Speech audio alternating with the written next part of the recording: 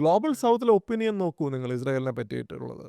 ഇസ്രായേലിനെ പിന്തുണയ്ക്കുന്ന ഒരു രാജ്യത്തെ കണ്ടുപിടിക്കാൻ പറയോ, കാണിച്ചു തരാമോ ഗ്ലോബൽ സൗത്തിൽ? ഗാസയിലേക്ക് എന്ത് അകത്തേക്ക് പോകണമെങ്കിലും 8 ട്രക്ക് ഉൾപ്പെടെ അതൊക്കെ തീരുമാനിക്കുന്നത് 2007 മുതൽ ഇസ്രായേലാണ് ഇന്ന് വരെ. ഇറ്റ്സ് ബീൻ ഓൾമോസ്റ്റ് 20 years അല്ലേ? ഇതാരും പറയില്ല. ഗാസയിൽ നിന്ന് ഇസ്രായേൽ എല്ലാവരും പിൻവാങ്ങി ഗാസയ്ക്ക് സമ്പൂർണ്ണ സ്വാതന്ത്ര്യം കൊടുത്തിട്ട് ഹമാസ് പോയിട്ട് പണി വാങ്ങി എന്നാണ് ഇവരെല്ലാവരും പറയുക. ഹമാസ് ഒരു വയലന്റ് ഗ്രൂപ്പാണ്, വയലന്റ് ഇസ്ലാമിസ്റ്റ് ഗ്രൂപ്പാണ്. അതൊരു ഫാക്ച്വൽ സ്റ്റേറ്റ്മെന്റ് ആണ്. It is not because Palestinians അവരെല്ലാവരും കൂടി ഒരു ദിവസം രാവിലെ ഇനി നമുക്ക് എല്ലാവർക്കും എക്സ്ട്രീമിസ്റ്റുകളായി മാറാം, ഇനി നമുക്ക് എല്ലാവർക്കും എക്സ്ട്രീമിസ്റ്റ് ഹമാസിനെ പിന്തുണയ്ക്കാം. അപ്പോൾ അങ്ങനെയല്ല. It's not that simple. മുൻ അമേരിക്കൻ പ്രസിഡന്റുമാർ ഇത്തരത്തിലുള്ള യുദ്ധത്തിന്റെ സന്ദർഭങ്ങളിൽ പല രീതിയിലുള്ള അറ്റ്ലീസ്റ്റ് പ്രഷർ ടാക്ടിക്സ് എങ്കിലും ഉപയോഗിച്ചിട്ടുണ്ട്. അത് റീഗൻ ആയാലും അല്ലെങ്കിൽ ജോർജ് ഡബ്ല്യു ബുഷ് ആയാലും ഒക്കെ. ബൈഡൻ അതിനു പോലും തയ്യാറായിട്ടില്ല. നെതന്യാഹുവിന്റെ ഒരു പേഴ്സണൽ പൊളിറ്റിക്കൽ സർവൈവലിനും കൂടെ യുദ്ധം തുടരേണ്ടതാണ് ആവശ്യം. അപ്പോൾ സീസ് ഫയർ വയലേറ്റ് ചെയ്തത് ഇസ്രായേലാണ്. വീണ്ടും ബോംബിംഗ് തുടങ്ങിയത് ഇസ്രായേലാണ്.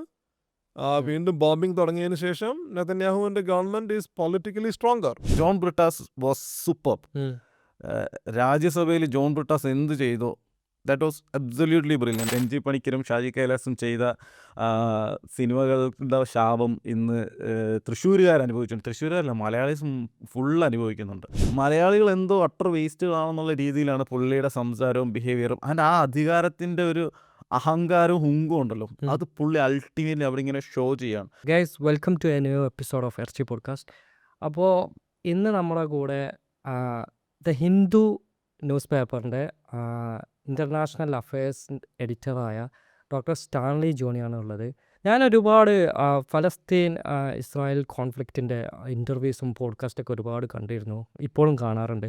അതിൽ റീസെൻ്റ്ലി ഒരു മലയാളത്തിൽ 1-2 ഇൻ്റർവ്യൂസ് തന്നെ ഒരുപാട് പുതിയ കാര്യങ്ങൾ, ഹിസ്റ്റോറിക്കൽ ഇൻഫർമേഷൻ ആയാലും പുതിയ അറിവുകളായാലും ഒരുപാട് കേൾക്കാനിടയായി. അപ്പോൾ ഇതാരാ പറയുന്നത് എന്ന് അന്വേഷിച്ച് പോയപ്പോഴാണ് ഞാൻ ദ ഹിന്ദു ന്യൂസ് പേപ്പറിൻ്റെ ഇൻ്റർനാഷണൽ അഫയേഴ്സ് എഡിറ്ററായ ഡോക്ടർ സ്റ്റാൻലി ജോണി എന്ന ആളെ പറ്റി അറിയാൻ ഇടയാവുകയും പുള്ളിക്കാരന് ഞങ്ങൾ മെസ്സേജ് അയച്ചു. ഒരു മാസം മുമ്പ് തന്നെ പോഡ്കാസ്റ്റ് എല്ലാം ഷെഡ്യൂൾ ചെയ്ത് ഇപ്പോൾ ഇന്ന് ഇതിനൊരു അവസരം കിട്ടിയിട്ടുള്ളതാണ്. അപ്പോൾ സ്റ്റാൻലി ജോണി ചേട്ടാ, welcome to the show. Thank you, thanks for having me here. Okay, പിന്നെ ഞങ്ങൾ ചേട്ടൻ്റെ അടുത്ത് ആദ്യമായിട്ട് ചോദിക്കാനുള്ളൊരു കാര്യം, ഇപ്പോൾ US ഡെമോക്രാറ്റ്സ് ആയാലും ട്രംപിൻ്റെ റിപ്പബ്ലിക്കൻ പാർട്ടി ആയാലും അവരെ foreign policies towards Palestine Israel issue conflict same ആണ്.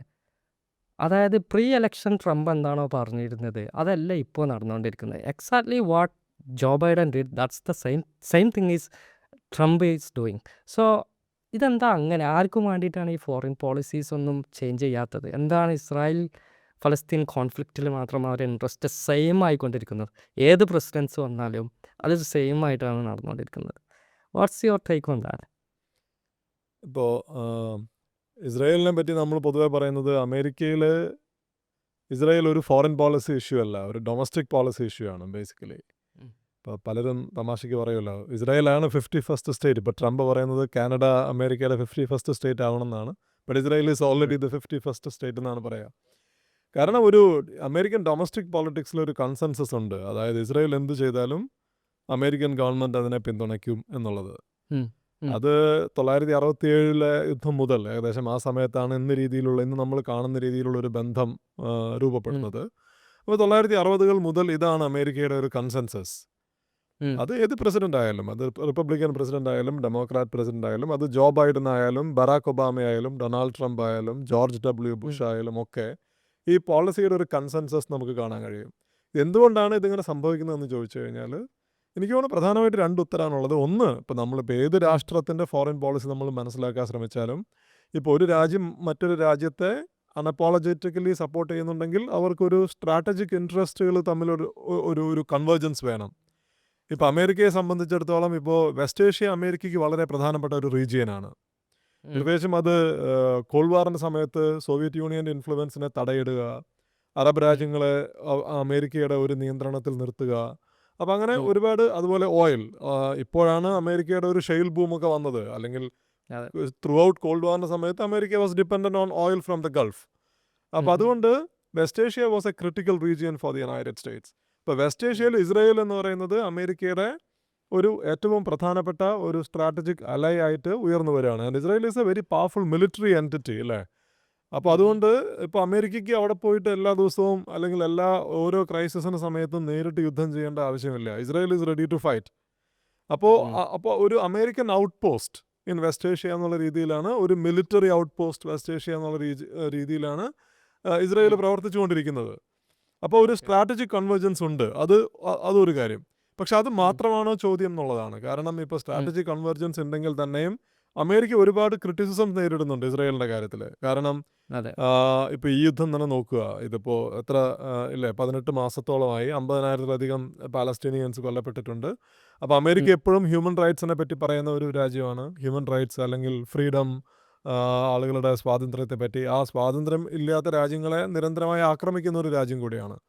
അപ്പോൾ അങ്ങനെ ആ ഒരു അമേരിക്കയുടെ പ്രഖ്യാപിത നിലപാടിനെല്ലാം വിരുദ്ധമായിട്ടുള്ള ഒരു പിന്തുണയാണ് ഇസ്രായേലിന് കൊടുക്കുന്നത്. അപ്പോൾ അത് അത്തരത്തിലുള്ള ചോദ്യങ്ങളും വിമർശനങ്ങളും കൂടെ വരും. അപ്പോൾ അതിൻ്റെ ഒരു ഉത്തരം എന്ന് പറയുന്നത് ഇസ്രായേൽ ലോബി അമേരിക്കയിൽ വളരെ പവർഫുള്ളാണ്. അപ്പോൾ അത് ഐപാക്കും അതുപോലെയുള്ള മറ്റ് ചെറിയ ചെറിയ ഇസ്രായേലി ഓർഗനൈസേഷൻസ് എല്ലാം, അതായത് ഐപാക്കിൻ്റെ കാര്യം തന്നെ നമ്മൾ എടുത്തു കഴിഞ്ഞാൽ ഈ ലോബി വർക്ക് ചെയ്യുന്നത് നോക്കൂ. Lobby is very powerful in the Capitol Hill. Lobby is very powerful in the executive branch of the government. Lobby is there in American academia. Lobby is there in American media. അല്ലേ? അപ്പോൾ ഇത് അമേരിക്കയുടെ ഒരു overall political psyche അല്ലെങ്കിൽ political ഇൻസ്റ്റിറ്റ്യൂഷൻസിലെല്ലാം ഈ Israel lobby എന്ന് പറയുന്നത് വളരെ പ്രധാനപ്പെട്ടതാണ്. അപ്പോൾ അതുകൊണ്ടാണ് അത് ജോ ബൈഡൻ ആയാലും ഡൊണാൾഡ് ട്രംപ് ആയാലും അവർക്ക് they don't want to go against the interest of the lobby.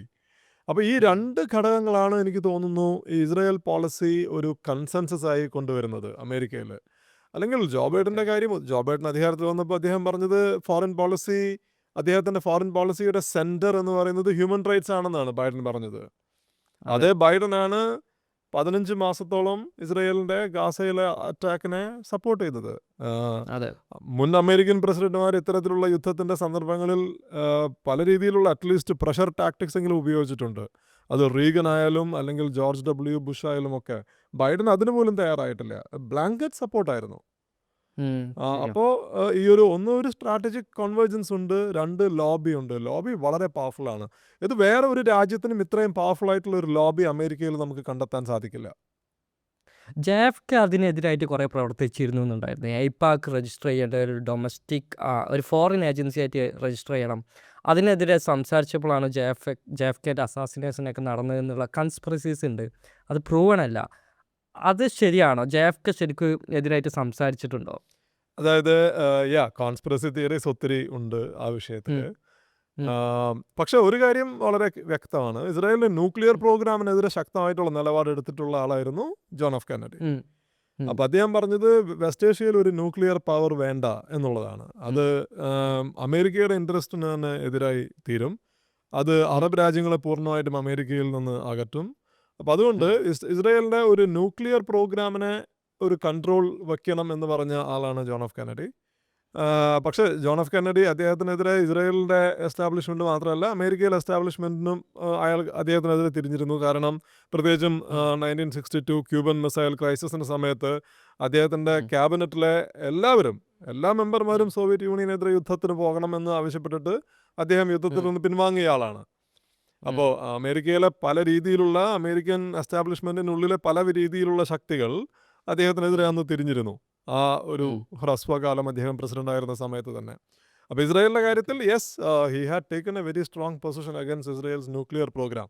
1960കളുടെ ആരംഭത്തിൽ ഇസ്രായേൽ ഒരു ന്യൂക്ലിയർ ഫോഴ്സായി മാറിയിട്ടില്ല. അത് mid 1960s Israel basically bomb develop ചെയ്യുന്നത്. അപ്പോൾ ആ ഒരു ടെൻഷൻ ഉണ്ടായിട്ടുണ്ട് ഇസ്രായേലിനും അമേരിക്കയ്ക്കും ഇടയിൽ JFK പ്രസിഡന്റ് ആയിരുന്ന സമയത്ത്. അപ്പോൾ അതേപോലെ ചേട്ടൻ എങ്ങനെ ഈ ഒരു വിഷയത്തിൽ ഇൻട്രസ്റ്റിംഗ് ആയിട്ട് സ്റ്റാർട്ട് ചെയ്തത്? എന്ന് മുതലാണ് ഈ ഒരു കോൺഫ്ലിക്റ്റ് നോട്ടീസ് ചെയ്യാൻ തുടങ്ങിയതും കൂടുതൽ ഇതിൽ ഫോക്കസ് ചെയ്തിട്ട് റിപ്പോർട്ട് ചെയ്യാൻ തുടങ്ങിയതൊക്കെ? MA പഠിച്ചത് IR ആണ്, MA ഇന്റർനാഷണൽ റിലേഷൻസ് ആണ്. അപ്പോൾ അപ്പോൾ ഞാൻ അതിനു മുമ്പ് ഞാനൊരു കോമേഴ്സ് ഗ്രാജുവേറ്റ് ആണ് ബേസിക്കലി.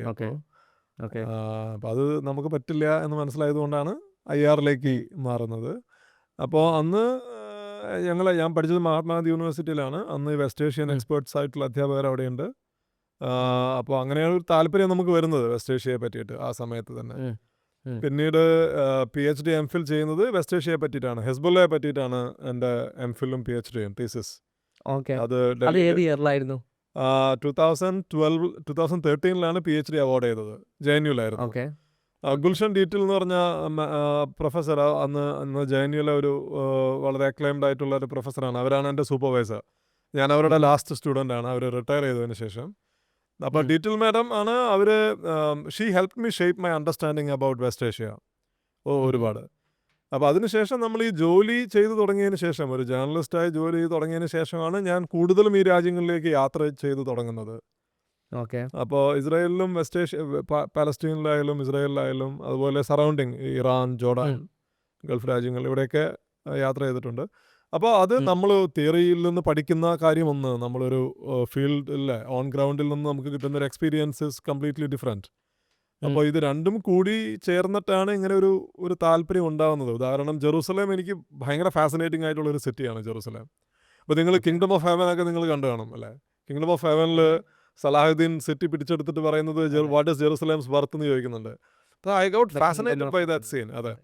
അപ്പോൾ ഞാൻ ആദ്യം ജെറൂസലേമിൽ പോകുമ്പോൾ, നമ്മൾ ചർച്ച് ഓഫ് ഹോളി സെപ്പൽക്കറിലൊക്കെ പോകുമ്പോൾ അവിടുത്തെ ഓരോ കോളംസ് ഒക്കെ കാണുമ്പോൾ ഇതൊരു 1000-1500 പഴക്കമുള്ള, വർഷത്തിൻ്റെ പഴക്കമുള്ള, ചരിത്രമുള്ള ഒരു എന്താണ്, ഒരു സ്ട്രക്ചറിലൂടെയാണ് നമ്മൾ നടന്നു പോകുന്നതെന്ന് ആലോചിക്കുമ്പോൾ we could feel that history is frozen in the city wherever you go in Jerusalem, and I keep going back to Jerusalem. It's one of my favorite cities in the world.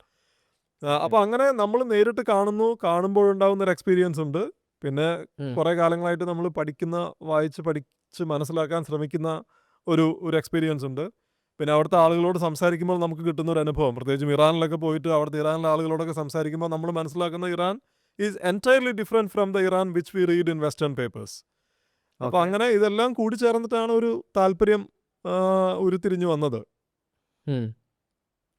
Okay. അപ്പോൾ ചേട്ടൻ ഇങ്ങനെ travel ചെയ്തപ്പോൾ നമ്മൾ media എന്താണോ ഇവിടെ spread ചെയ്യുന്നതും അവിടെ ചെന്നപ്പോൾ എന്താണ് മനസ്സിലാക്കിയത്? പ്രധാന കുറച്ച് കാര്യങ്ങൾ എന്തൊക്കെയാണ്? മീഡിയ ഈ പറഞ്ഞതൊക്കെ ഭയങ്കര നുണയായിരുന്നു തോന്നിയൊരു സംഭവങ്ങൾ എന്തൊക്കെയായിരുന്നു അവിടെ ചെന്നപ്പോൾ? ഇപ്പോൾ ഇസ്രായേലിൻ്റെ കാര്യത്തിൽ നമ്മളിപ്പോൾ നിങ്ങൾ വായിക്കുന്നത്, ഇപ്പം ഞാൻ വായിക്കുന്ന ആളാണ്, വെസ്റ്റേൺ മീഡിയ, ഇപ്പോൾ New York times, Washington post, Wall Street journal, അല്ലെങ്കിൽ ഇക്കോണമിസ്റ്റ്, ഇതൊക്കെയാണ് നമ്മൾ വായിക്കുന്നതെന്നുണ്ടെങ്കിൽ അവിടുത്തെ എനിക്ക് തോന്നുന്ന ഒരു ആക്ച്വൽ റിയാലിറ്റി നമുക്ക് മനസ്സിലാവുന്നില്ല. പ്രത്യേകിച്ചും വെസ്റ്റ് ബാങ്കിൽ. ഇപ്പോൾ നിങ്ങൾ പാലസ്തീനിൽ പോയി കഴിഞ്ഞാലാണ് വെസ്റ്റ് ബാങ്കിലൊരു സിറ്റുവേഷൻ നമുക്ക് മനസ്സിലാവുള്ളൂ. കാരണം നമ്മുടെ മീഡിയയിലെ ഒരു മെയിൻ സ്ട്രീം നാരേറ്റീവ് എന്ന് പറയുന്നത് ഇത് ഇസ്രായേൽ എന്ന് പറഞ്ഞ രാഷ്ട്രവും, അല്ലെങ്കിൽ ഓക്കെ അവർ അംഗീകരിക്കും that Israel is an occupying force, പക്ഷേ പാലസ്തീനിയൻ ടെററിസമാണ് on the other side, Israel is fighting terror. അപ്പോൾ അങ്ങനെ ഒരു നാരേറ്റീവാണ് നമുക്ക് മെയിൻ സ്ട്രീം മീഡിയ റിപ്പോർട്ടിങ്ങിൽ നിന്ന് നമുക്ക് കിട്ടുന്നത്. അപ്പോൾ ശരിക്കും നമ്മൾ പാലസ്തീനിയൻ ടെറിട്ടറീസിൽ പോയി കഴിഞ്ഞാൽ, ഇപ്പോൾ വെസ്റ്റ് ബാങ്കിലേക്ക് പോകണമെങ്കിൽ നമുക്ക് ഇസ്രായേൽ വിസ വേണം, അല്ലാതെ പോകാൻ പറ്റില്ല. അപ്പോൾ ഇസ്രായേൽ വിസ എടുത്തിട്ട് നമുക്ക് ഒന്നുകിൽ ടെലവീവിൽ ചെന്ന് ലാൻഡ് ചെയ്തിട്ട് നമുക്ക് പാലസ്തീനിലേക്ക് പോവാം, വെസ്റ്റ് ബാങ്കിലേക്ക് പോവാം, അല്ലെങ്കിൽ ജോർഡാൻ വഴി പോവാം. പക്ഷെ എന്നാലും ഇസ്രായേൽ ചെക്ക് പോയിന്റ് കടന്നിട്ടേ പോകാൻ പറ്റുള്ളൂ. അപ്പോൾ അവിടെ ചെല്ലുമ്പോഴാണ്, അതായത് ഞാൻ അത്യാവശ്യം ഈ വിഷയത്തെ പറ്റിയിട്ട് വായിച്ച് മനസ്സിലാക്കിയിട്ടുള്ള ഒരാളാണ്. പക്ഷേ 2015 എൻ്റെ ആദ്യത്തെ വെസ്റ്റ് ബാങ്ക് യാത്ര. But what I so was horrible. I mean, despite having some kind of understanding, at least, ഒരു ബേസിക് അണ്ടർസ്റ്റാൻഡിങ്ങോട് കൂടി പോയിട്ട് പോലും, കാരണം വെസ്റ്റ് ബാങ്ക് എന്ന് പറയുന്നത് 3 തരംതിരിച്ചിരിക്കുകയാണ്. അപ്പോൾ അത് area A, B and C എന്ന് പറഞ്ഞിട്ട്. അപ്പോൾ അതിൽ ഏരിയ എയിലും ബിയിലുമാണ് കൂടുതലും പാലസ്തീനിയൻസ് താമസിക്കുന്നത്. സി കംപ്ലീറ്റ്ലി ഇസ്രായേലിൻ്റെ കയ്യിലാണ്. ഈ ഏരിയ എയിലും ബിയിലുമുള്ള ടൗൺഷിപ്പുകൾ തന്നെ, അത് ഓരോ ടൗൺഷിപ്പിന് ചുറ്റും ഇസ്രായേലി ചെക്ക് പോയിന്റ്സ് ഉണ്ട്. ഇപ്പോൾ നിങ്ങൾ രാമല്ലയിൽ പോയിട്ട് രാമല്ലയിൽ നിന്ന് വേറൊരു സ്ഥലത്തേക്ക് ഹെബ്രോണിലേക്കോ ജനീനിലേക്കോ ഒക്കെ പോകണമെങ്കിൽ നിങ്ങൾക്ക് മൾട്ടിപ്പിൾ ഇസ്രായേൽ ചെക്ക് പോയിന്റ്സിലൂടെയാണ് കടന്നു പോകാൻ പറ്റുക. അതായത് ഇത് നമ്മൾ ഇപ്പോൾ കൊളോണിയൽ ഇന്ത്യ ആയിട്ടോ അല്ലെങ്കിൽ ഫ്രഞ്ച് കൊളോണിയൽ അൾജീരിയ ആയിട്ടോ ഒക്കെ നമ്മൾ കമ്പയർ ചെയ്യുകയാണെന്ന് വെച്ച് കഴിഞ്ഞാൽ എല്ലാം കൊളോണിയൽ പവേഴ്സാണ്. പക്ഷേ ഇന്ത്യയിൽ you had the possibility of traveling someone from Kerala to Madras or to Calcutta or to Delhi or Mumbai or Bombay, അല്ലേ? അന്ന് കൊളോണിയൽ ഇന്ത്യയുടെ സമയത്ത് ഒരു freedom of movement within the colony ഉണ്ടായിരുന്നു. സെയിം തന്നെയാണ് അൾജീരിയയുടെ കാര്യത്തിലുണ്ടായിരുന്നത്. അൾജീരിയയിലായാലും നമ്മൾ ഏതെങ്കിലും, ഇപ്പോൾ നമ്മൾ 20ാം നൂറ്റാണ്ടിൽ ഏത് കോളനിയുടെ കാര്യം എടുത്ത് നോക്കിക്കഴിഞ്ഞാലും, ഇവിടുത്തെ വ്യത്യാസം എന്ന് പറയുന്നത്, ഇവിടെ നിങ്ങൾക്ക് വെസ്റ്റ് ബാങ്കിനുള്ളിൽ ഒരു ടൗണിൽ നിന്ന് മറ്റൊരു ടൗണിലേക്ക് യാത്ര ചെയ്യാൻ പോലും പറ്റുന്നില്ല പാലസ്തീനിയൻസിന്. അതുപോലെ അവർക്ക് ജെറുസലേമിലേക്ക് പോകേണ്ട കാര്യമേ ഉദിക്കുന്നില്ല. അത് സാധ്യമേ അല്ല ഇന്ന്. സ്പെഷ്യൽ പെർമിറ്റൊക്കെ വേണം. അപ്പോൾ അത് അങ്ങനെ അത്തരത്തിലുള്ള കാര്യങ്ങളൊക്കെ നമ്മൾ മനസ്സിലാക്കുന്നത് അവിടെ ചെന്നതിന് ശേഷമാണ്. അപ്പോൾ എത്ര ഭീതിതമാണ് അവിടുത്തെ ഒരു അറ്റ്മോസ്ഫിയർ എന്ന് പറയുന്നത്. ഗാസയിൽ ഞാൻ പോയിട്ടില്ല. ഗാസയിൽ ഇറ്റ്സ് മച്ച് വേഴ്സ്. പക്ഷേ നമ്മൾ പുറത്തുനിന്ന് നോക്കുമ്പോൾ ഒരു സിമ്പിൾ നെറേറ്റീവാണ് നമുക്ക് വരുന്നത്, Israel versus Palestinian extremism or terrorism. പക്ഷേ what the Palestinians actually go through in their day to day life in the West Bank or in Gaza Strip, that's horrible. അത് അവിടെ പോയി കഴിഞ്ഞാലേ നമുക്ക് മനസ്സിലാക്കാൻ സാധിക്കൂ. So in my book I have actually written one chapter is about my passage to the West Bank. One whole chapter is about what I saw and who I talk to in the West Bank. ഈ security checking എന്ന് പറയുമ്പോൾ അത് എത്രത്തോളം time എടുക്കും? എങ്ങനെയാണ് ആ ഒരു process? എങ്ങനെയാണ് ഓരോ സ്ഥലത്തോട്ടും പോകുമ്പോൾ? അപ്പോൾ ഞാനൊരു ഉദാഹരണം പറയാം. ഇപ്പോൾ 2018 രാമല്ലയിലുണ്ടായിരുന്നു ഞാൻ. ഈ രാമല്ലയിലുണ്ടായിരുന്നു. ഇസ്രായേലി വിസയാണ്. ഇപ്പോൾ രാമല്ലയിൽ നിന്ന് തിരിച്ച് അന്ന് അന്ന് തെല്ലവീവിൽ നിന്ന് എനിക്ക് ഈസ്താംബുൾ ഫ്ലൈറ്റ് എടുക്കണം. അപ്പോൾ രാമല്ലയിൽ നിന്ന് തെല്ലവീവ് എയർപോർട്ടിലേക്ക് പോകണം. രാമല്ലയിൽ നിന്ന് തെല്ലവീവ് എയർപോർട്ടിലേക്ക് പോകാനായിട്ട് 2 പ്രശ്നമുണ്ട്. അതായത് Ramallah is in the West Bank. അപ്പോൾ അവിടെ നിന്ന് ടാക്സി വിളിച്ചു കഴിഞ്ഞാൽ അവിടുത്തെ അറബ് ഡ്രൈവർക്ക് അല്ലെങ്കിൽ രാമല്ലയിൽ താമസിക്കുന്ന ലോക്കൽ ടാക്സിക്ക് എന്നെ തെല്ലവീവിലേക്ക് കൊണ്ടുപോകാൻ പറ്റില്ല. കാരണം ഈ തെല്ലവീവ് ജെറൂസലേം ഹൈവേ എന്ന് പറയുന്നത് that is not open for Palestinians living in the West Bank. Okay. അപ്പോൾ എനിക്ക് 2 ഓപ്ഷനാണുള്ളത്. ഒന്ന്, ഞാൻ ഇസ്രായേൽ പ്രോപ്പറിൽ നിന്ന് ടാക്സി വിളിച്ചിട്ട് പോകണം. അവർക്കാണ് ഈ ഹൈവേ എടുക്കാൻ പറ്റുക. പക്ഷേ ഇസ്രായേൽ പ്രോപ്പറിൽ നിന്ന് ആളുകൾ ആരും വെസ്റ്റ് ബാങ്കിലേക്ക് വരില്ല ബിക്കോസ് ഓഫ് സെക്യൂരിറ്റി കൺസേൺസ്. പിന്നെ മൂന്നാമത് ചെയ്യാൻ പറ്റുന്ന കാര്യം എന്ന് പറയുന്നത് ഈസ്റ്റ് ജെറൂസലേം ഒരു പാലസ്തീനിയൻ ഏരിയയാണ്. പക്ഷേ which is controlled by the Israelis, annexed by the Israelis. East ജെറൂസലേമിൽ നിന്ന് ഒരു അറബ് ടാക്സി വിളിച്ചിട്ട് and they can take the highway and he will drop me at the airport. അപ്പം അങ്ങനെ ഞാൻ ജെറൂസലേമിൽ നിന്ന് ഒരു ടാക്സി രാമല്ലയിലേക്ക് വരുത്തിയിട്ട് അതിലാണ് തെല്ലവീവ് എയർപോർട്ടിലേക്ക് പോകുന്നത്. തെല്ലവീവ് എയർപോർട്ടിലേക്ക് എത്തുന്നതിന് മുൻപ് തന്നെ ഒരു കലാന്തിയ ചെക്ക് പോസ്റ്റ് എന്ന് പറഞ്ഞൊരു ചെക്ക് പോയിന്റ് ഉണ്ട്. അത് ഈ വെസ്റ്റ് ബാങ്കിനെയും ഇസ്രായേലിനെയും തമ്മിൽ വേർതിരിക്കുന്ന it's A huge check point. ഒരു 12 ഫൂട്ട് വോളാണുള്ളത്. അത് എൻ്റെ 2 ആളുടെ ഉയരത്തിലുള്ള കോൺക്രീറ്റ് വോളാണ്. അത് കടന്നു പോകുന്നത് തന്നെ അവിടെ നമ്മളെ തടഞ്ഞു നിർത്തും, പാസ്പോർട്ട് എടുത്തുകൊണ്ട് പോകും. ഈ ഓട്ടോമാറ്റിക് ഗൺസ് പിടിച്ചിട്ടുള്ള ഇസ്രായേലി സോൾജിയേഴ്സാണ്. വളരെ തീരെ ചെറുപ്പക്കാർ, 18-19 വയസ്സായിട്ടുള്ള ആളുകൾ, both men and women. So you have to go through that. ഇപ്പോൾ നമ്മൾ ഇസ്രായേലിൽ ലാൻഡ് ചെയ്യുമ്പോൾ അവർ they won't stamp on your passport, but they will give you a slip, piece of paper, and you need to keep that piece of paper ഈ check പോയിന്റ്സിലൊക്കെ കാണിക്കാനായിട്ട്. അപ്പോൾ ഈ കലാന്തിയ ചെക്ക് പോയിന്റ് കഴിഞ്ഞ് നമ്മൾ ഹൈവേ എടുത്ത് എയർപോർട്ടിലേക്ക് പോയിക്കൊണ്ടിരിക്കവേ എയർപോർട്ടിലെത്തുന്നതിന് മുൻപ്, തെല്ലവീവ് എയർപോർട്ടിന് മുമ്പ് വേറൊരു ചെക്ക് പോയിന്റ് വരുവാണ്. അപ്പോൾ ആ ചെക്ക് പോയിന്റിൽ നിർത്തി എന്നോട് ഇറങ്ങാൻ പറഞ്ഞു. ഞാൻ ഇറങ്ങി. And they took me to a screening room first. They made me open my bags, took everything out, and then they took away my passport. They led me into a dark room. അപ്പോൾ അവിടെ വേറെ ആരുമില്ല. ഒരു ചെറിയ റൂമാണ്, ഒരു dark റൂമാണ്, ഒരു സ്ക്രീൻ മാത്രമേ ഉള്ളൂ. I had to sit in that room. I don't know, I mean, for some 20-30 minutes. എൻ്റെ പാസ്പോർട്ട് എൻ്റെ കയ്യിലില്ല, എൻ്റെ ബാഗ്സ് എൻ്റെ കയ്യിലില്ല. And it was A traumatic experience because എനിക്കൊരു ഫ്ലൈറ്റ് എടുക്കണം. അധികം സമയമില്ല, ഞാൻ എയർപോർട്ടിൽ എത്തിയിട്ടില്ല. And they took everything away from me. അപ്പോൾ ഒരു 30 മിനിറ്റിനൊക്കെ ശേഷം അവർ ഈ റൂമിൻ്റെ വാതിൽ തുറന്നിട്ട് ഒരു സോൾജിയർ വന്നിട്ട് again holding the gun. Soldier ended, and then he told me that I can go. So I went back to the screening room. എൻ്റെ ബാഗ് തുറന്ന് എല്ലാ സാധനങ്ങളും പുറത്ത് കിടക്കുകയാണ്. So I had to repack everything. പുറത്തിറങ്ങി, and I am looking for my passport. I still haven't got my passport back. And then someone came and gave me the passport. And then my driver,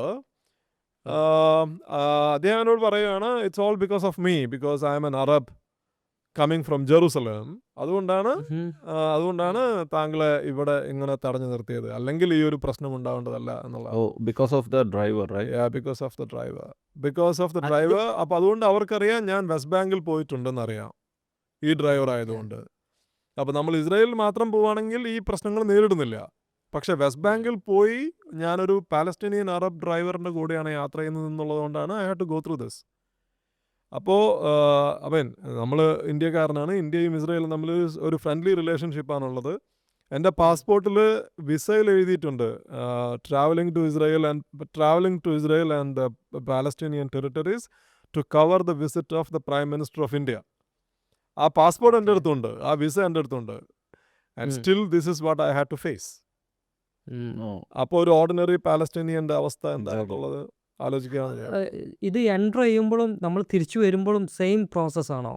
ഓരോ ആൾക്കാർക്കും 30 minutes വെച്ച് അവർ check ചെയ്യും? അത് അറിഞ്ഞൂടാ. അത് depends basically. അത് അവരുടെ ആ സെക്യൂരിറ്റി പേഴ്സണലിൻ്റെ ഒരു അവരുടെ മൂഡ് അനുസരിച്ചായിരിക്കാം. അല്ലെങ്കിൽ what do the think about the travellers, what do the think about the driver, the Palestinians. So it depends basically. But ഈ ഒരു ചെക്ക് പോയിന്റിലൂടെ കടന്നു പോകണം. എന്നിട്ട് this is what the experience I had. ഈ വെസ്റ്റ് ബാങ്കിനുള്ളിലെ ചെക്ക് പോയിന്റിലൂടെ എല്ലാവർക്കും കടന്നു പോകണം. അപ്പോൾ അവിടെ നിങ്ങൾക്ക് പ്രത്യേക ചില സ്ഥലങ്ങളിലേക്ക് പോകാൻ നിങ്ങൾ പ്രയർ പെർമിറ്റ് എടുക്കണം. ഉദാഹരണത്തിന് ഇപ്പോൾ ഒരു വെസ്റ്റ് ബാങ്കിൽ താമസിക്കുന്ന ഒരു പാലസ്റ്റീനിയൻ അറബിന് ഈസ്റ്റ് ജെറൂസലേമിലേക്ക് പോകണമെങ്കിൽ, അദ്ദേഹത്തിൻ്റെ റിലേറ്റീവ്സിനെ കാണാനൊക്കെ ആയിട്ട് പോകണമെങ്കിൽ he has to take a permit, special permit. അല്ലാതെ പോകാനേ പറ്റില്ല. അപ്പോൾ ഒരു ഫോറിനർക്ക് ഗാസ സ്ട്രിപ്പിൻ്റെ ഉള്ളിലേക്ക് പ്രവേശിക്കാൻ പറഞ്ഞാൽ ആൾമോസ്റ്റ് ഇമ്പോസിബിൾ ആയൊരു കാര്യമാണോ? നിലവിൽ ഇമ്പോസിബിൾ ആണ്. ഇപ്പോൾ വളരെ പരിമിതമായിട്ടുള്ള ആളുകൾ മാത്രമേ, അതും ഇപ്പോൾ അസോസിയേറ്റഡ് പ്രസ്സിന് കുറച്ച് ജേർണലിസ്റ്റുകൾ അവിടെയുണ്ട്. ഈവൻ അൽ ജസീറ റിപ്പോർട്ട് ചെയ്യുന്നത് അവിടെ താമസിക്കുന്ന ആളുകളെ വെച്ചിട്ടാണ് റിപ്പോർട്ട് ചെയ്യുന്നത്. പിന്നെ റെഡ് ക്രസൻറ്റ് അല്ലെങ്കിൽ UNRWA, the UN agency, aid agency, അവരുടെ ആളുകൾ, അങ്ങനെയുള്ള ആളുകൾ മാത്രമേ ഇപ്പോൾ ഗാസയിലുള്ളൂ. അല്ലാതെ Gaza is not open for journalist. ഇപ്പം ഞാൻ പാലസ്റ്റൈൻ അല്ലെങ്കിൽ ഇസ്രായേൽ പാലസ്റ്റൈൻ കവർ ചെയ്യുന്ന ആളാണ്, ദ ഹിന്ദുവിൻ്റെ ജേർണലിസ്റ്റാണ്. എനിക്ക് ഗാസയിലേക്ക് പോകണമെന്ന് പറഞ്ഞിട്ട് ഞാൻ ഇസ്രായേലിൽ വിസയ്ക്ക് അപ്ലൈ ചെയ്ത് കഴിഞ്ഞ് കഴിഞ്ഞാൽ ദേ വോണ്ട് ലെറ്റ് മീ ഗോ. ഇപ്പോഴത്തെ സാഹചര്യത്തിൽ ഞാൻ 2015-ലും 2018-ലും വെസ്റ്റ് ബാങ്കിൽ പോയിട്ടുണ്ട്. പക്ഷേ ഇന്ന് വെസ്റ്റ് ബാങ്കും അവർ അഡ്വൈസ് ചെയ്യുന്നില്ല. ഉദാഹരണത്തിന് 2020-ൽ I was in Israel and I wanted to go to West Bank and everybody discouraged me, including the Indian ambassador in Tel Aviv. കാരണം because of violence and uncertainty etcetera അവരെല്ലാവരും പറഞ്ഞത് പോണ്ട എന്നുള്ളതാണ് പറഞ്ഞത്. അപ്പോൾ at least West Bank was open. പക്ഷേ ഇന്ന് west ബാങ്കിലേക്ക് പോകാനും ബുദ്ധിമുട്ടാണ്. ഞങ്ങളിവിടെ പോളണ്ടിലാണ് ജീവിക്കുന്നത്. അപ്പോൾ ഞങ്ങൾ ഈ ഓസ്വിച്ച് ക്യാമ്പൊക്കെ കണ്ട് അവിടെയൊക്കെ പോയി ഗൈഡിനൊക്കെ വെച്ച് കാര്യങ്ങൾ മനസ്സിലാക്കിയ ആൾക്കാരാണ്. അപ്പോൾ ഇതും ഗാസ സ്ട്രിപ്പും നോക്കുമ്പോൾ ദാറ്റ് ഈസ് അതേപോലെ തന്നെയാണ്. ഇപ്പോൾ ഞങ്ങൾക്കും അത് ഈ ചേട്ടൻ പറയുന്നത് കേൾക്കുമ്പോഴും ന്യൂസ് കാണുമ്പോഴും അതും ഒരു കോൺസെൻട്രേഷൻ ക്യാമ്പ് പോലെയാണ്. അവരെ അടച്ചിട്ടിട്ട് പുറത്തേക്കും വരാതെ ഇവർ വാട്ടർ കൊടുക്കുന്നു. ഭക്ഷണം പോകണമെന്നുണ്ടെങ്കിൽ എയ്ഡെല്ലാം ഇസ്രായേലിൻ്റെ ചെക്ക് പോസ്റ്റ് വഴി പോകണം. അതെ. അപ്പോൾ കുറേ മലയാളികൾക്ക് ഇപ്പോഴും ഗാസ എന്ന് പറഞ്ഞത് ഒരു ഫ്രീ ആയിട്ടുള്ള പോർട്ടെല്ലാം ഉള്ള, ഇറാൻ എപ്പോഴും ഫണ്ട് ചെയ്തുകൊണ്ടിരിക്കുന്ന ഒരു സ്റ്റേറ്റ് പോലെയാണ് പല ആൾക്കാരും കാണുന്നത്. അങ്ങനെയാണ് പല മീഡിയാസും ഗാസനെ പറ്റിയൊക്കെ പറയുമ്പോൾ പ്രസൻറ്റ് ചെയ്യുമ്പോൾ ചെയ്യുന്നത്. ഈ ഒക്ടോബർ 7-ന് ശേഷമുള്ള അറ്റാക്കിന് ശേഷമാണ് ആൾക്കാർ കുറേ ഗാസ അങ്ങനെയാണ്, ഗാസനെ ഒരു കംപ്ലീറ്റ് ടെററിസ്റ്റ് ഫേസ് തന്നെ ഉണ്ടാക്കി വെച്ചു. ചേട്ടൻ ഇതിൻ്റെ മുമ്പ് ഞാൻ കുറേ ഇൻ്റർവ്യൂസ് കണ്ടിട്ടുണ്ട്. അന്ന് മുതൽ റെസിസ്റ്റൻസിനെ കുറിച്ച് സംസാരിക്കുന്ന ഒരാളാണ്. ചേട്ടൻ പറഞ്ഞ പല കാര്യങ്ങളും കേട്ടിട്ടുണ്ട്. അപ്പോൾ ഹമാസിനെ കുറിച്ചിട്ട് ചേട്ടൻ്റെ ടേക്ക് എന്താ? ഈ ഹമാസിനെ പറ്റി പറയാൻ മുമ്പ് ചെറിയൊരു കാര്യം, ഈ ഗാസനെ പറ്റി പറഞ്ഞപ്പോൾ, ഗാസയെ പറ്റി പറയുമ്പോൾ ആളുകൾ പൊതുവെ പറയുന്ന ഒരു കാര്യമുണ്ട്. അതായത് ഇസ്രായേൽ ഗാസയിൽ നിന്ന് 2005-ൽ പിൻവാങ്ങി. പൊതുവെ അതായത് ഒരുപാട് പേര് പറയുന്ന ഒരു കാര്യമാണ്. എന്നിട്ടും ഹമാസാണ് ഇസ്രായേലിനെ ആക്രമിക്കുന്നത്. അതുകൊണ്ടാണ് യുദ്ധം ഉണ്ടായത്. ഗാസയ്ക്ക് 2005-ൽ സ്വാതന്ത്ര്യം കൊടുത്തു എന്ന് പറയുന്ന ആളുകൾ ഞാൻ ഫേസ്ബുക്കിലൊക്കെ ഇപ്പോൾ അടുത്ത കാലത്ത് പോലും കാണുന്നുണ്ട്. അതായത് ഇസ്രായേൽ പിൻവാങ്ങി ഗാസയിൽ നിന്ന് പൂർണ്ണമായി. എന്നിട്ടും ഹമാസ് പോയിട്ട് ഇസ്രായേലിനെ കുത്തി നോവിപ്പിച്ച് ഇത് പണി ഇരുന്ന് വാങ്ങുക എന്നുള്ളൊരു നാരേറ്റീവാണ്. അപ്പോൾ ഇതിൻ്റെ ഒരു യാഥാർത്ഥ്യം, ഇതൊരു ഹാഫ് ട്രൂത്താണ്. അത് ഇസ്രായേൽ പിൻവാങ്ങി 2005-ൽ ഇസ്രായേൽ ട്രൂപ്സിനെ പിൻവാങ്ങി. അതിനു മുമ്പ് അവിടെ ഒരു 10,000-ഓളം ജൂവിഷ് സെറ്റിലേഴ്സ് ഗാസയിലുണ്ടായിരുന്നു. അവരെയും പിൻവലിച്ചു. അത് പിൻവലിക്കുക എന്നുള്ള കാരണം ഇസ്രായേൽ പെട്ടെന്ന് ഉദാരമതികളായത് പിൻവലിച്ചതല്ല. 2000 മുതൽ 2005 വരെ നിലനിന്നിരുന്ന സെക്കൻഡ് ഇൻതിഫാദയിലെ basically because of the violent resistance Israel had to pull back their troops and the settlers in 2005. പക്ഷേ 2005-ൽ പിൻവലിച്ചിട്ട് 2007 മുതൽ ഗാസ ഇസ്രായേലിൻ്റെ ബ്ലോക്കേഡിലാണ്. നമ്മളീ പറയുന്ന സ്വാതന്ത്ര്യം ഗാസയ്ക്കില്ല. അതായത് ഗാസയിൽ നിന്ന് ആരെങ്കിലും പുറത്തേക്ക് വരണമെങ്കിലോ ഗാസയിലേക്ക് ആരെങ്കിലും അകത്തേക്ക് പോകണമെങ്കിലോ ഗാസയിലേക്ക് എന്ത് അകത്തേക്ക് പോകണമെങ്കിലും 8 ട്രക്ക് ഉൾപ്പെടെ അതൊക്കെ തീരുമാനിക്കുന്നത് 2007 മുതൽ ഇസ്രയേലാണ് ഇന്ന് വരെ. ഇറ്റ്സ് ബീൻ ഓൾമോസ്റ്റ് 20 years അല്ലേ. ഇതാരും പറയില്ല. ഗാസയിൽ നിന്ന് ഇസ്രയേൽ എല്ലാവരും പിൻവാങ്ങി ഗാസയ്ക്ക് സമ്പൂർണ്ണ സ്വാതന്ത്ര്യം കൊടുത്തിട്ട് ഹമാസ് പോയിട്ട് പണി വാങ്ങി എന്നാണ് ഇവരെല്ലാവരും പറയുക ഈ ഒരു. പക്ഷെ അത് ഒരു കറക്റ്റ് ആയിട്ടുള്ളൊരു നാരേറ്റീവ് അല്ല. അതാണ്. രണ്ടാമത്തെ ചോദ്യം ഹമാസിനെ പറ്റി ചോദിക്കുകയാണെങ്കിൽ ഹമാസ് ഒരു വയലന്റ് ഗ്രൂപ്പാണ്, വയലന്റ് ഇസ്ലാമിസ്റ്റ് ഗ്രൂപ്പാണ്. അതൊരു ഫാക്ച്വൽ സ്റ്റേറ്റ്മെന്റ് ആണ്. And Hamas has used terror as A means. ഇപ്പോൾ പ്രത്യേകിച്ചും October 7 അറ്റാക്ക് എന്ന് പറയുന്നത് ഭീകരമായിട്ടുള്ള അറ്റാക്കാണ്. ഞാൻ 2024 ഞാൻ ഗാസ ബോർഡറിൽ പോയിട്ടുണ്ട് ഈ അറ്റാക്കിന് ശേഷം. പ്രത്യേകിച്ചും കിബൂട്സ് ബെറി ഹമാസിൻ്റെ ആളുകൾ വന്നിട്ട് അവർ റൺ ഓവർ ചെയ്ത സ്ഥലമാണ്. നശിപ്പിച്ച് വീടുകളും ആക്രമിച്ച് അവിടെ താമസിച്ചിരുന്ന സിവിലിയൻസിനെ ഒരുപാട് പേരെ കൊല്ലപ്പെടുത്തിയിട്ടുണ്ട്. എനിക്ക് തോന്നുന്നു ഒരു 57 ആളുകൾ കിബൂട്സ് ബെറിയിൽ ആളുകൾ മാത്രം കൊല്ലപ്പെട്ടിട്ടുണ്ട് ആ ഒരു അറ്റാക്കിൽ. അപ്പോൾ അതുപോലെയുള്ള ആക്രമണം ഹമാസ് ഇതിനു മുമ്പും പ്രത്യേകിച്ചും 1990s അല്ലെങ്കിൽ early 2000s Hamas suicide bombing നടത്തിയിട്ടുള്ള ഒരു സംഘടനയാണ്. അപ്പോൾ if you want to attack Hamas, you can attack Hamas. Hamas അവർ അങ്ങനെ സമാധാന പ്രിയരോ അങ്ങനെ ഒന്നുമല്ല. ഇപ്പം നമ്മൾ പ്രത്യേകിച്ച് ഹമാസിനെ ഫത്ത ആയിട്ട് കമ്പയർ ചെയ്യുകയാണെങ്കിൽ ഫത്ത ബേസിക്കലി ഒരു സെക്യുലർ നാഷണലിസ്റ്റ് മൂവ്മെൻ്റ് ആണ്. ഫത്തയാണ് പാലസ്തീനിയൻ നാഷണലിസത്തിന് ഒരു ക്യാരക്ടർ കൊടുക്കുന്നത്. ഇന്നത്തെ രീതിയിലുള്ള ഒരു മൂവ്മെൻ്റ് ആക്കി മാറ്റുന്നത് ഫത്തയാണ്. ഫത്തയാണ് PLOയിലെ പ്രധാനപ്പെട്ട constituent ഫത്തയാണ്.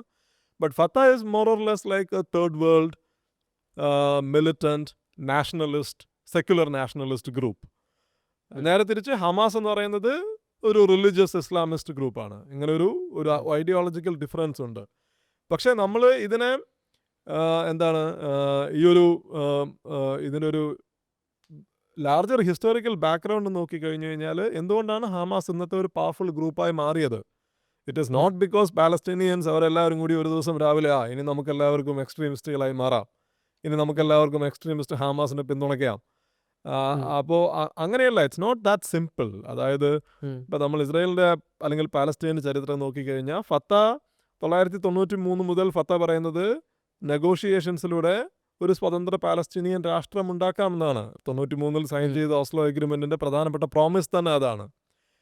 And this was signed in 1993 and we are now in 2025 and there is no Palestinian state.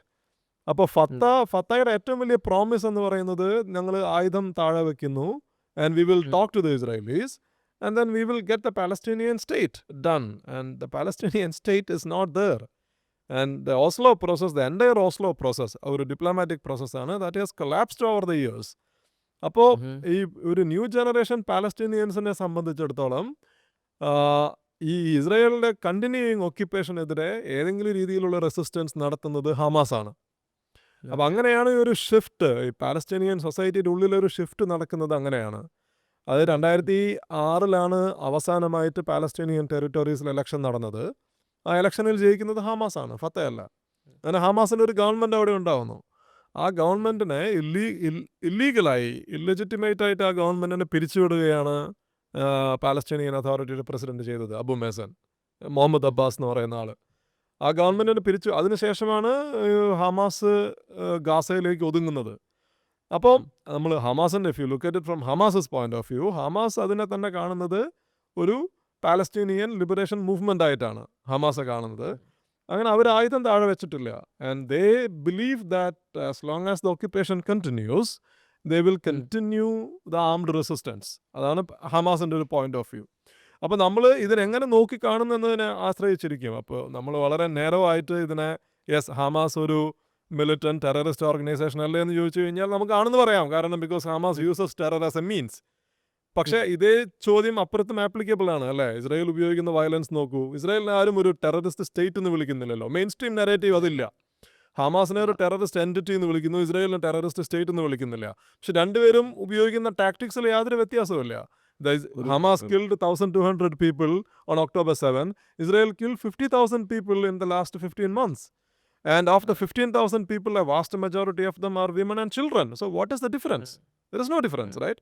അപ്പോൾ ഞാൻ യൂഷ്വലി ഹമാസിനെ ഒരു ടെററിസ്റ്റ് ഗ്രൂപ്പ് ടെററിസ്റ്റ് എൻറ്റിറ്റി എന്ന് ഞാൻ വിളിക്കാറില്ല. വിളിക്കാതിരിക്കുന്നതിൻ്റെ കാരണം ഇതാണ്. അപ്പോൾ ഇതിലൊരു പാരിറ്റി ഇല്ല. അപ്പോൾ ഇതിൽ മാത്രമല്ല, നാളെ നിങ്ങൾക്കൊരു സൊല്യൂഷൻ വേണമെങ്കിൽ basically how will you have A solution? ഇസ്രായേലും ഹമാസും അല്ലെങ്കിൽ ഇസ്രായേലും പാലസ്തീനിയൻസും തമ്മിൽ സംസാരിക്കണം. അതിൽ പാലസ്തീനിയൻസിനെ സംബന്ധിച്ച് Hamas is a very powerful, influential, deeply entrenched ആയിട്ടുള്ള ഒരു പൊളിറ്റിക്കൽ ഓർഗനൈസേഷൻ കൂടിയാണ്. അപ്പോൾ you can't just take Hamas out of the Palestinian resistance. ഇത് ഇപ്പോൾ 1960s 70s ഒക്കെ PLOനെ ടെററിസ്റ്റ് ഗ്രൂപ്പ് എന്നാണ് എല്ലാവരും വിളിച്ചിരുന്നത്. പിന്നീട് ആ PLOനെ ഇസ്രായേൽ നേരിട്ട് റിക്കഗ്നൈസ് ചെയ്യുകയുണ്ടായി. അപ്പം അതുപോലെ നമ്മുടെ ഒരു ഹിസ്റ്റോറിക്കൽ സെറ്റിംഗ് മാറുമ്പോൾ നമ്മളുടെ നെറേറ്റീവും കൂടെ മാറും. ഇപ്പോൾ ലാസ്റ്റ് സീസ് ഫയർ ആരാണ് ഇത് ചെയ്തത്? സീസ് ഫയർ നിൽക്കുകയുണ്ടായി, ഇസ്രായേൽ കയറി അറ്റാക്ക് ചെയ്തു. അവർ പറയുന്ന റീസൺ ബോഡീസ് നൽകിയില്ല എന്നോ അങ്ങനെ എന്തൊക്കെ, ഹമാസ് ഏതെല്ലാം ബോഡീസ് കൊടുത്തില്ല എന്നൊക്കെ പറയുന്നത്. അത് ശരിക്കും ഇസ്രായേൽ ഒരു കള്ളം പറഞ്ഞതാണോ അവർക്ക് വീണ്ടും അറ്റാക്കിങ് തുടങ്ങാൻ വേണ്ടിയിട്ട്? അതോ ശരിക്കും അങ്ങനെ ഒരു പ്രശ്നമുണ്ടോ? ഇസ്രായേലാണ് ബ്രേക്ക് ചെയ്തത് കഴിഞ്ഞ സീസ് ഫയർ. അതിൽ ഒരു തർക്കത്തിനും സാധ്യതയില്ല. കാരണം ഒരു 3 phased സീസ് ഫയർ ആണ് അപ്രൂവ് ചെയ്തത് അതെ. Jan 19th അല്ലേ. അതിൽ ഒന്നാമത്തെ ഫേസ് പറയുന്നത് Hamas has to release 32 hostages and Israel will release more than 1000 Palestinian prisoners. രണ്ടാമത്തെ ഫേസിൽ Hamas has to release more hostages and Israel has to withdraw troops from Gaza. മൊത്തം ട്രൂപ്സിനെ ഗാസയിൽ നിന്ന് പിൻവലിക്കണം എന്നാണ് രണ്ടാമത്തെ ഫേസിൽ. അപ്പോൾ ഒന്നാമത്തെ ഫേസ് സീസ് ഫയർ കഴിഞ്ഞപ്പോൾ ഇസ്രായേൽ പറഞ്ഞു Israel won't withdraw troops from Gaza. So അപ്പോൾ ഇസ്രായേൽ പറയുന്നത് എന്താണ്? ഗാസയിൽ നിന്ന് ട്രൂപ്സിനെ പിൻവലിക്കില്ല, പക്ഷേ പ്രിസണേഴ്സിനെ എക്സ്ചേഞ്ച് ചെയ്യാൻ തയ്യാറാണ്. ഇൻ റിട്ടേൺ ഹമാസ് കൂടുതൽ ഹോസ്റ്റേജസിനെ റിലീസ് ചെയ്യണം എന്നാണ് ഇസ്രായേൽ ആവശ്യപ്പെട്ടത്. ഹമാസ് പറഞ്ഞത് ഇല്ല, ബിക്കോസ് നമ്മൾ സൈൻ ചെയ്ത ഒറിജിനൽ അഗ്രിമെൻ്റ് അനുസരിച്ച് ഹോസ്റ്റേജസിന് വിടാൻ ഞങ്ങൾ തയ്യാറാണ്, but only in return for Israeli troops withdrawing Gaza. അപ്പോൾ അതിനെ ഇസ്രായേൽ തയ്യാറാത്തതിൻ്റെ കാരണം സിമ്പിളാണ്. കാരണം നെതന്യാഹു യുദ്ധം തുടങ്ങിയപ്പോൾ പറഞ്ഞത് ഹി വിൽ ഡിസ്ട്രോയ് ഹമാസ് എന്നാണ്. പക്ഷേ 15 മാസത്തിന് ശേഷം ആ സെയിം ഹമാസ് ആയിട്ട് ഒരു സീസ് ഫയർ എഗ്രിമെൻറ്റ് സൈൻ ചെയ്യേണ്ടി വന്നു അദ്ദേഹത്തിന്, ഹോസ്റ്റേജസിനെ തിരിച്ചു കിട്ടാൻ വേണ്ടിയിട്ട്. അപ്പോൾ ഇനി 15 മാസത്തെ യുദ്ധത്തിന് ശേഷം ഹമാസ് സ്റ്റിൽ ദർ, ഹമാസിനെ ഡിസ്ട്രോയ് ചെയ്തിട്ടില്ല. ഓക്കെ, ഗാസയെ മുച്ചൂടും നശിപ്പിച്ചു, പക്ഷെ ഹമാസ് സ്റ്റിൽ ദർ. അതാണ്. അപ്പോൾ അവിടെ നിന്ന് ഇപ്പോൾ ട്രൂപ്സിനെ പിൻവലിച്ചു കഴിഞ്ഞാൽ ഹമാസ് വിൽ ബി ദർ. അപ്പോൾ Israel is not meeting its declared military objective. അത് നെതന്യാഹുവിനെ സംബന്ധിച്ചിടത്തോളം ഒരു പൊളിറ്റിക്കൽ സൂയിസൈഡാണ്. കാരണം നെതന്യാഹുവിൻ്റെ ഏറ്റവും വലിയ പ്രോമിസ് എന്ന് പറയുന്നത് നമ്മൾ ഹമാസിനെ സമ്പൂർണ്ണമായിട്ടും ഇല്ലാതാക്കി ഇസ്രായേലിന് സുരക്ഷ ഉറപ്പുവരുത്തുന്നതാണ്. അത് സംഭവിക്കുന്നില്ല, അതുണ്ടായിട്ടില്ല. അറ്റ്ലീസ്റ്റ് ആസ് ഓഫ് നൗ അതുണ്ടായിട്ടില്ല. അപ്പോൾ ഇപ്പോഴത്തെ സാഹചര്യത്തിൽ നെതന്യാഹു ട്രൂപ്സിനെ ഗാസയിൽ നിന്ന് പിൻവലിച്ചാൽ Hamas will be there. Hamas will continue to run Gaza, which means നെതന്യാഹുവിൻ്റെ ഗവൺമെൻറ് വിൽ കൊളാപ്സ്. അപ്പോൾ ഈ സീസ് ഫയർ വന്ന സമയത്ത് തന്നെ നെതന്യാഹുവിൻ്റെ ഒരു കോalition പാർട്ട്ണർ വിഡ്രോ ചെയ്തിരുന്നു, ബെൻഗിവർ റിസൈൻ ചെയ്തിരുന്നു. ബെൻഗിവർ ഗവൺമെൻറ്റിൽ നിന്ന് റിസൈൻ ചെയ്തിരുന്നു. അതെ.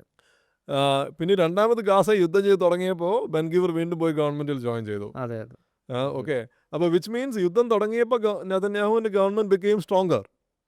അപ്പോൾ ഒരു നെതന്യാഹുവിൻ്റെ ഒരു പേഴ്സണൽ പൊളിറ്റിക്കൽ സർവൈവലിനും കൂടെ യുദ്ധം തുടരേണ്ടതാണ് ആവശ്യം. അപ്പോൾ സീസ് ഫയർ വയലേറ്റ് ചെയ്തത് ഇസ്രായേലാണ്, വീണ്ടും ബോംബിംഗ് തുടങ്ങിയത് ഇസ്രായേലാണ്. വീണ്ടും ബോംബിംഗ് തുടങ്ങിയതിന് ശേഷം നെതന്യാഹുവിൻ്റെ government is politically stronger today. അതേപോലെ ചേട്ടാ, ഇപ്പോൾ ഒരുപാട് ഫലസ്തീനിലുള്ള ആളുകൾ ഇസ്രായേൽ പ്രിസണിൽ വർഷങ്ങളായിട്ടുണ്ട്. ഇവർക്ക് വേണ്ടി സംസാരിക്കാനൊക്കെ ആരുള്ളത്? ഇവർക്ക് വേണ്ടി, ഇവരെ റിലീസിനൊക്കെ വേണ്ടി സംസാരിക്കാനൊക്കെ ആരാ പോകുന്നത്? ഈ പാലസ്തീനിയൻ പ്രിസണേഴ്സിനെ പറ്റിയിട്ടാണോ പറയുന്നത്? അതെ. പലസ്തീനിയൻ പ്രിസണേഴ്സ് ഒരുപാട് ഇസ്രായേൽ പ്രിസണില്ലേ, ഉണ്ട്. തൗസൻഡ്സ് ഓഫ് ആൾക്കാരുണ്ട്. അതെ. അപ്പോൾ ഇവർക്ക് വേണ്ടി സംസാരിക്കാനും ഇവരെ റിലീസ് ചെയ്യാനൊക്കെ ആരാ മുന്നോട്ട് വരുന്നത്? അപ്പോൾ അങ്ങനെ, അതായത് ഈ കോൺഫ്ലിക്റ്റ് ഇല്ലാത്ത സമയത്ത് അങ്ങനെ ആ രീതിയിലുള്ള ഒരു സംസാരമില്ല എന്ന് തന്നെ പറയാം. ഇവർക്ക് വേണ്ടി സംസാരിക്കാൻ ആരുമില്ല. കാരണം സംസാരിക്കേണ്ടത് പാലസ്തീനിയൻ ലീഡർഷിപ്പാണ്.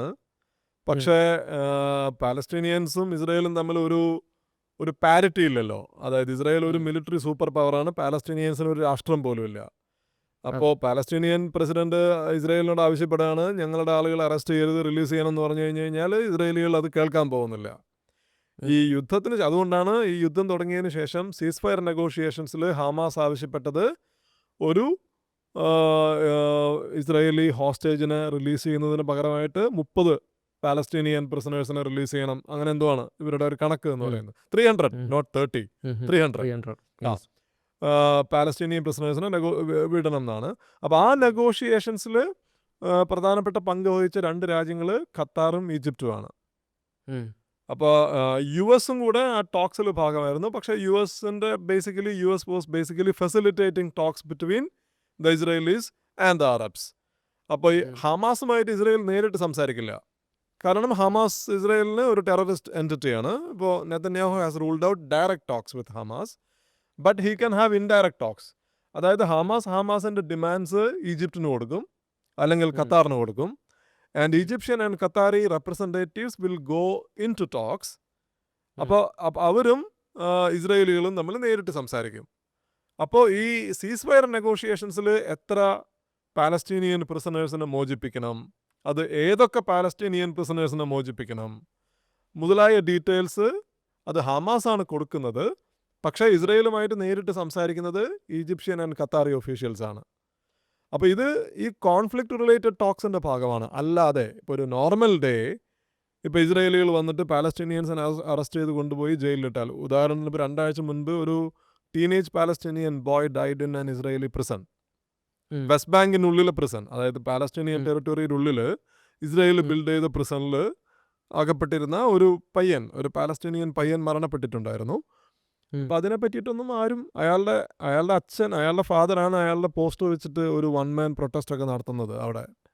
അപ്പോൾ അതിനപ്പുറത്തേക്ക് ഒരു വലിയ മൂവ്മെൻ്റ് ആവുകയോ അല്ലെങ്കിൽ ഏതെങ്കിലും രീതിയിലുള്ള ഇൻ്റർനാഷണൽ പ്രഷർ ഇസ്രായേൽ നേരിടുകയോ ഒന്നും തന്നെ ഇല്ലല്ലോ. അപ്പോൾ അമേരിക്ക ഇസ്രായേലിനെതിരെ അങ്ങനെ ഒന്നും പറയില്ല. യൂറോപ്പ് പൊതുവെ ഹ്യൂമൻ റൈറ്റ്സിൻ്റെ കാര്യത്തിലൊക്കെ വളരെ വോക്കലായിട്ടുള്ള ആളുകളാണ്. പക്ഷേ ഏതെങ്കിലും യൂറോപ്യൻ രാജ്യം അല്ലെങ്കിൽ പ്രസിഡൻറ്റോ പ്രധാനമന്ത്രിയോ ചാൻസലറോ ഇസ്രായേലിൻ്റെ അടുത്ത് what you are doing is not done എന്ന് പറഞ്ഞു കേട്ടിട്ടുണ്ടോ? ഇത് ചെയ്യാൻ പാടില്ല എന്ന് പറഞ്ഞു കേട്ടിട്ടുണ്ടോ? കുറച്ച് സംസാരിക്കുന്നത് പിന്നെ അയർലാൻഡാണ്.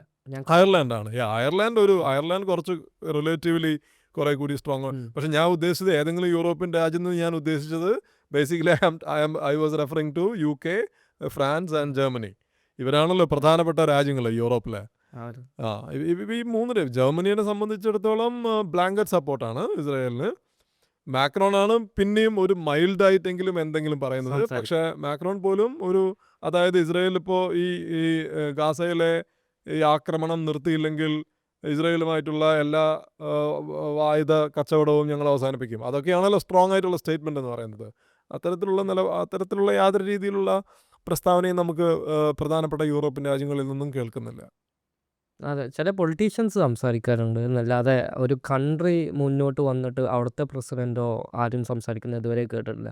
അത് നമ്മൾ മുമ്പ് പറഞ്ഞ പോലെ ഇവിടെ ഒരു പാക്കായിട്ട് ഐപാക്ക് പോലെ ഒരു പാക്കൊന്നുമില്ല യൂറോപ്പിൽ, പിന്നെ സയനിസ്റ്റ് ആയിട്ടുള്ളൊരു പാക്കൊന്നുമില്ല. പക്ഷേ എന്നാൽ പോലും ഇസ്രായേലിൻ്റെ ഇൻഫ്ലുവൻസ് എത്രത്തോളം ഇവരെ മേലൊക്കെ ഉണ്ട് നമുക്ക് കാണാം. ഇവരെടുക്കുന്ന ഓരോ സ്റ്റേറ്റ്മെൻറ്റ്സൊക്കെ ഫലസ്തീനെ സപ്പോർട്ട് ചെയ്തിട്ടായാലും ഇസ്രായേലിനെ സപ്പോർട്ട് ആയാലും നെതന്യാഹുവിൻ്റെ ഒന്നും സംസാരിക്കില്ല. ഇപ്പോൾ റീസെൻ്റ്ലി ഹംഗറിയിലോട്ട് വിസിറ്റിങ്ങിന് വരുന്നുണ്ടെന്ന് തോന്നുന്നു നെതന്യാഹു. അപ്പോൾ ICC റിമൂവ് ചെയ്ത് അവരെ ഹംഗറി. അപ്പോൾ അതുപോലത്തുള്ള മൂവ്മെൻറ്റ്സ് ഒക്കെ എടുക്കണം എന്നുണ്ടെങ്കിൽ വി ഹാവ് ടു എത്രത്തോളം പവർഫുൾ ആണെന്ന് നമ്മൾ മനസ്സിലാക്കണം ഇസ്രായേൽ. അതെ അല്ലേ? അപ്പോൾ അതുപോലെ തന്നെ ചേട്ടാ വേറൊരു കാര്യം ചോദിക്കാനുള്ളത്, ഇപ്പോൾ സിറിയയിൽ ഒക്കെ ട്രാവൽ ചെയ്തിട്ടുണ്ടല്ലോ അല്ലേ? സിറിയയിൽ പോയിട്ടില്ല. എന്നാലും അവിടുത്തെ കോൺഫ്ലിക്റ്റും എല്ലാം കവർ ചെയ്യാറുണ്ട്. സിറിയനെ പറ്റി എഴുതിയിട്ടുണ്ട്. അതെ. HTS ലീഡർ ജോലാനിനെ പറ്റിയിട്ട് ചേട്ടൻ്റെ അഭിപ്രായം എന്താ? പുള്ളിക്കാരൻ്റെ ഒരു US പപ്പറ്റാണോ അതോ ഒരു പാട്രിയോട്ടിക് സിറിയനാണോ? എന്താണ് പുള്ളിക്കാരൻ? ഒരു റെബൽ ലീഡറാണോ അതോ ശരിക്കൊരു വേറൊരു പപ്പറ്റാണോ? ജോലാനിയെ പറ്റി ജോലാനിയുടെ ജോലാനിയെ പറ്റി ഒരു പ്രൊഫൈൽ ഞാൻ ഹിന്ദുവിൽ എഴുതിയിട്ടുണ്ടായിരുന്നു. അപ്പോൾ അയാളുടെ ഒരു ചരിത്രം നമ്മൾ നോക്കിക്കഴിഞ്ഞാൽ it's a very interesting history Jolani has. 2012-2013 വരെ ജോലാനി ആരും അറിയില്ല. അപ്പോൾ ഗോലാനി എന്നാണ് ശരിക്കും പറയുന്നത്. കാരണം ഓക്കെ. അയാൾ ഗോലാൻ ഹെയ്റ്റ്സിൽ നിന്ന് വരുന്ന ആളാണ്. പക്ഷെ അത് അതെ. ജോലാനി എന്ന് പറഞ്ഞിട്ട് ഇന്നിപ്പോൾ ജോലാനി പോപ്പുലറൈസ്ഡ് ആയി. ജി ആണ് ശരിക്കും പറയുന്നത്. ഓക്കെ. അപ്പോൾ കാരണം സിറിയയുടെ ഗോലാൻ ഹെയ്റ്റ്സിൽ നിന്ന് വരുന്ന ആളാണ്. പിന്നീട് അൽ ഖൈദയിൽ ജോയിൻ ചെയ്തു. അൽ ഖൈദ ഇൻ ഇറാഖ്, AQI. അന്ന് AQIയുടെ നേതാവ് അബൂബക്കർ അൽ ബഗ്ദാദിയാണ്. അപ്പോൾ ഈ ഇന്ന് അബൂബക്കർ അൽ ബഗ്ദാദിനെ എല്ലാവരും മറന്നു. അപ്പോൾ ഒരു 10 കൊല്ലം മുൻപ് അബൂബക്കർ അൽ ബഗ്ദാദി സ്വയം പറഞ്ഞിരുന്നത് അങ്ങേര് കാലിഫാണെന്നാണല്ലോ. അതെ അതെ. അപ്പോൾ അബൂബക്കർ അൽ ബഗ്ദാദി സിറിയയിൽ സിവിൽ വാർ ഉണ്ടായതിനു ശേഷം 2011 സിറിയയിൽ സിവിൽ വാർ ഉണ്ടാവുന്നത്. സിറിയയിൽ സിവിൽ വാർ ഉണ്ടായതിനു ശേഷം അന്ന് AQIനെ അബൂബക്കർ അൽ ബഗ്ദാദി ISI എന്ന് പറഞ്ഞ റീനെയിം ചെയ്തിരുന്നു. Islamic State of Iraq. അതിൻ്റെ തലവനായിരുന്നു ബഗ്ദാദി. അപ്പോൾ സിറിയയിൽ സിവിൽ വാർ ഉണ്ടായപ്പോൾ he basically found an opportunity to set up shop in Syria. അങ്ങനെ സിറിയയിലേക്ക് ഒരു കൂട്ടം ആളുകളെ, അയാളുടെ കൂടെയുള്ള ഒരു കൂട്ടം ആളുകളെ അയാൾ അയക്കുകയാണ് ഇറാഖിൽ നിന്ന്, ഇയാളുടെ ഗ്രൂപ്പിൻ്റെ ഒരു ബ്രാഞ്ച് ഉണ്ടാക്കാൻ വേണ്ടിയിട്ട്. അതിൻ്റെ ഹെഡായിരുന്നു നമ്മൾ ഈ പറയുന്ന ജോലാനി. അപ്പോൾ ജോലാനിയുടെ കമാൻഡിലാണ് a group of AQI men. They crossed the border and they went to Syria and they set up a new organization called Jabhat al-Nusra. ഈ ജബത്ത് അൽ നുസ്ര ആണ് അൽ ഖൈദയുടെ സിറിയയിലെ ഒഫീഷ്യൽ ബ്രാഞ്ച് ആയിരുന്നത്.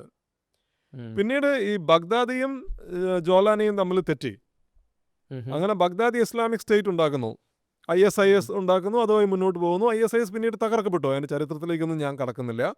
പക്ഷെ സ്റ്റോറി എന്താണെന്ന് വെച്ച് കഴിഞ്ഞാൽ Jolani will survive, Baghdadi will die. ബഗ്ദാദിയെ പിന്നെ അമേരിക്ക തന്നെ കൊല്ലുന്നു. പക്ഷെ ജോലാനിയെ ആരും ആക്രമിക്കുന്നില്ല. ഈ ജോലാനി ഉണ്ടാക്കിയ ജബത്ത് അൽ നുസ്ര അത് പിന്നീട് ജബത്ത് അൽ ഫത്ത അൽ ഷാം എന്ന് പറഞ്ഞിട്ട് ഇവർ അതിനെ റീനെയിം ചെയ്യും. എന്നിട്ട് പറയുന്നത് ഞങ്ങൾക്ക് ഇനി അൽ ഖൈദയുമായിട്ട് ബന്ധമൊന്നുമില്ല എന്ന് പറയുന്നു. ഇവർ ഈ ഓർഗനൈസേഷനെ റീനെയിം ചെയ്യുന്നു. അങ്ങനെ സിറിയൻ സിവിൽ വാറിൽ ഇദ്ലിബ് എന്ന് പറഞ്ഞ പ്രവിശ്യ ഇവർ പിടിച്ചെടുക്കുന്നു. ഇദ്ലിബ് ടർക്കിയുടെ ബോർഡർ ആയിട്ടുള്ള പ്രവിശ്യയാണ് ബേസിക്കലി.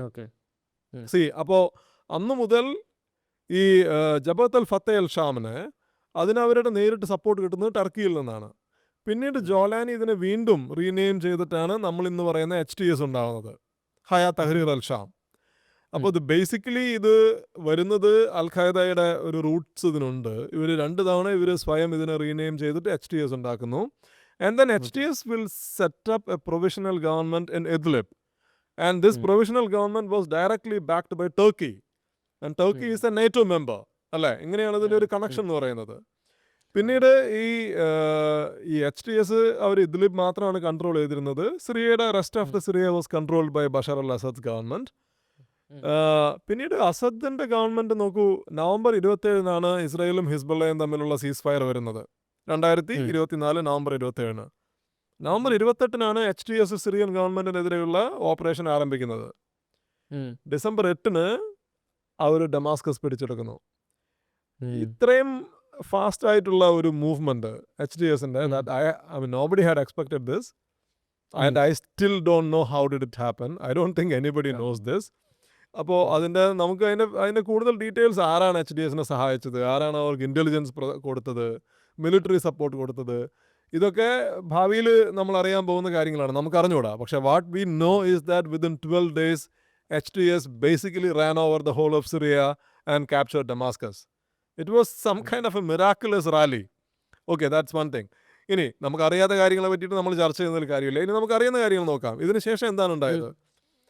HTS ഡമാസ്കസ് പിടിച്ചെടുത്ത്, ഞാൻ പറഞ്ഞു 12 ദിവസത്തിനുള്ളിൽ ഡമാസ്കസ് പിടിച്ചെടുക്കുന്നു. ഇനിയൊരു ഇൻ ദ നെക്സ്റ്റ് 12 days ഈ ജോലാനിയുടെ തലയ്ക്ക് മീതെ ഒരു 10 million ബൗണ്ടി ഉണ്ട് US സ്റ്റേറ്റ് ഡിപ്പാർട്ട്മെൻറ്റിൻ്റെ. അടുത്ത 12 ദിവസത്തിനുള്ളിൽ ആ ബൗണ്ടി നീക്കം ചെയ്യപ്പെടുന്നു അല്ലേ. അപ്പോൾ അതിനുശേഷം ഒരു ഹൈ ലെവൽ യൂറോപ്യൻ ഡെലിഗേഷൻ സിറിയയിലേക്ക് പോകുന്നു. അവർ ജോലാനിയുമായിട്ട് നേരിട്ട് കാണുന്നു. അങ്ങനെ യൂറോപ്പ് സിറിയയുടെ മീതെ ഉണ്ടായിരുന്ന സാങ്ഷൻസ് പലതും റിമൂവ് ചെയ്യുന്നു. അത് ബഷർ അൽ അസദിൻ്റെ കാലം മുതലുള്ള സാങ്ഷൻസ് റിമൂവ് ചെയ്യുന്നു. അപ്പോൾ നമ്മളിപ്പോൾ കാണുന്നത് എന്താണ്? ഒരു ജോലാനിയെ ഒരു മെയിൻ സ്ട്രീം ചെയ്യാനുള്ള ഒരു എഫേർട്ട് നമുക്ക് കാണുന്നുണ്ട്. ഉദാഹരണത്തിന് the economist magazine latest issue ഞാൻ ഇന്നലെ നോക്കുമായിരുന്നു. latest issue they have an article which is asking the Western governments to remove all the sanctions on Syria to give, അതാണ് പറയുന്നത്, quote unquote, to give Syria another chance. അപ്പോൾ നമ്മളിന്ന് കാണുന്നത് ഇപ്പോൾ കഴിഞ്ഞ മാസം സിറിയയുടെ കോസ്റ്റൽ റീജിയനിൽ വൻ രീതിയിലുള്ള മാസാക്കർ നടന്നു. 1000-ലധികം ആളുകളെ അതെ അതെ കൊന്നു. അതിനെതിരെ യാതൊരു രീതിയിലുള്ള ആങ്കറും നമ്മൾ വെസ്റ്റേൺ മീഡിയയിൽ കാണുന്നില്ല. അപ്പോൾ ഒരു ഒരു ശരിയാണ്. ഒരു ധൃതി നമുക്ക് കാണാം in the west basically to whitewash ജോലാനി, ടു മെയിൻ സ്ട്രീം ജോലാനി. അപ്പോൾ ഇതെല്ലാം കൂടി കൂട്ടി വായിക്കുമ്പോൾ സംതിങ് ഇസ് ഫിഷി. അതിൻ്റെ ഫാക്ട്സ് നമുക്കറിയില്ലെന്ന് മാത്രം. വേറൊരു കാര്യം, ഗോലാനൈറ്റ്സ് ഇസ്രായേൽ ഒക്കുപ്പൈ ചെയ്യുമ്പോൾ പോലും ജോലാനി സൈലന്റ് ആണ്. സൈലന്റ് കുറേ ആൾക്കാർ എന്തുകൊണ്ടാണ് ഇയാൾ ഇങ്ങനെ ഒരു ലീഡറായിട്ട് പോലും സംസാരിക്കാത്തത്? അപ്പോൾ ആണ്. പുള്ളിക്കാരൻ പറയുന്നത് ഞങ്ങൾക്ക് ഇസ്രായേലിനായിട്ടൊരു പ്രശ്നത്തിൻ്റെ താല്പര്യമില്ല. ആ. കുറേ അനലൈസ് ചെയ്യുന്ന ആൾക്കാർ പറയുന്നത് ഇവരുടെ അടുത്ത് അതിന് മാത്രമുള്ള വെപ്പൺസ് ഇല്ല, എല്ലാം ഡിസ്ട്രോയ് ആയി പോയിട്ടുണ്ട്, അതുകൊണ്ടാണ് യുദ്ധത്തിന് പോകാൻ. But we don't know. അതേപോലെ പിണറായി സർക്കാർ റീസെൻ്റ്ലി എന്തോ ഇന്ത്യയിലേക്ക് വരുമ്പോഴത്തേക്ക് അതിനു മുമ്പ് നമുക്ക് ഈ Israel is fighting against terror എന്നൊരു ഇത് റോങ് പേഴ്സ്പെക്റ്റീവ് എല്ലാവരിലേക്കും എത്തിക്കാൻ അവർക്ക് സാധിച്ചിട്ടുണ്ട്. സോ ഇന്ത്യൻ മീഡിയയിലും അങ്ങനെ ഒരു റോങ് പേഴ്സ്പെക്റ്റീവ് പുഷ് ചെയ്യപ്പെട്ടിട്ടുണ്ടെന്ന് തോന്നുന്നുണ്ട്. കാര്യം ഇപ്പം ഫൈസൽ ഇതിനെപ്പറ്റി വളരെ ആധികാരികമായിട്ട് വായിക്കുകയും പഠിക്കുകയും ചെയ്യുന്ന ഒരു വ്യക്തിയാണ്. എന്നെ സംബന്ധിച്ചിടത്തോളം ഞാനൊരു സാധാരണ മറ്റ് ഇന്ത്യൻ പൊളിറ്റിക്സിലെ കാര്യങ്ങൾ ശ്രദ്ധിക്കുമെങ്കിലും ഈ ഇൻ്റർനാഷണൽ റിലേഷൻസിലേക്ക് ഞാൻ അധികം അങ്ങനെ ശ്രദ്ധ ചെലുത്താറില്ല. അപ്പോൾ എനിക്കായാലും ഇത് വായിക്കുമ്പോൾ ഒരു സാധാരണക്കാരന് ഇസ്രായേൽ ഈസ് ഫൈറ്റിംഗ് ടെറർ എന്ന റോങ് പെർസ്പെക്റ്റീവ് എല്ലാ ജനങ്ങളിലേക്കും, നല്ലൊരു ഭൂരിപക്ഷം ജനങ്ങളിലേക്കും എത്തിക്കാൻ സാധിച്ചിട്ടുണ്ട് മീഡിയയ്ക്ക് എന്ന് തോന്നിയിട്ടുണ്ട്. What do you think of that? Because ശരിയായിരിക്കും. നമുക്കിപ്പോൾ ഫേസ്ബുക്ക് കണക്കുള്ള സ്പേസസിലായാലും ഒക്കെ നോക്കിക്കഴിഞ്ഞ് കഴിഞ്ഞാൽ അന്ധമായിട്ട് ഇസ്രായേലിനെ സപ്പോർട്ട് ചെയ്യുകയാണ്. അന്ധമായിട്ട് ഇപ്പം നമ്പറിൻ്റെ കാര്യം പറയുന്നുണ്ടായിരുന്നു. ഹമാസ് ആണെന്നെങ്കിലും കൊല്ലുന്നുണ്ട്, ഇസ്രായേലും കൊല്ലുന്നുണ്ട്. When it comes to the numbers, Israel are like കുട്ടികളായാലും ലേഡീസിനെ, അമ്മമാരെ ആയാലും ഒക്കെ the numbers are very very much high. പക്ഷേ ഇതൊന്നും നോക്കാതെ അന്ധമായിട്ട് ഇസ്രായേലിനെ സപ്പോർട്ട് ചെയ്യുന്ന ഒരു ടെൻഡൻസി ഉണ്ട്. How do you see that? ഉണ്ട്. അത് ഇപ്പം ഇന്ത്യൻ മീഡിയയിലും ഉണ്ട്.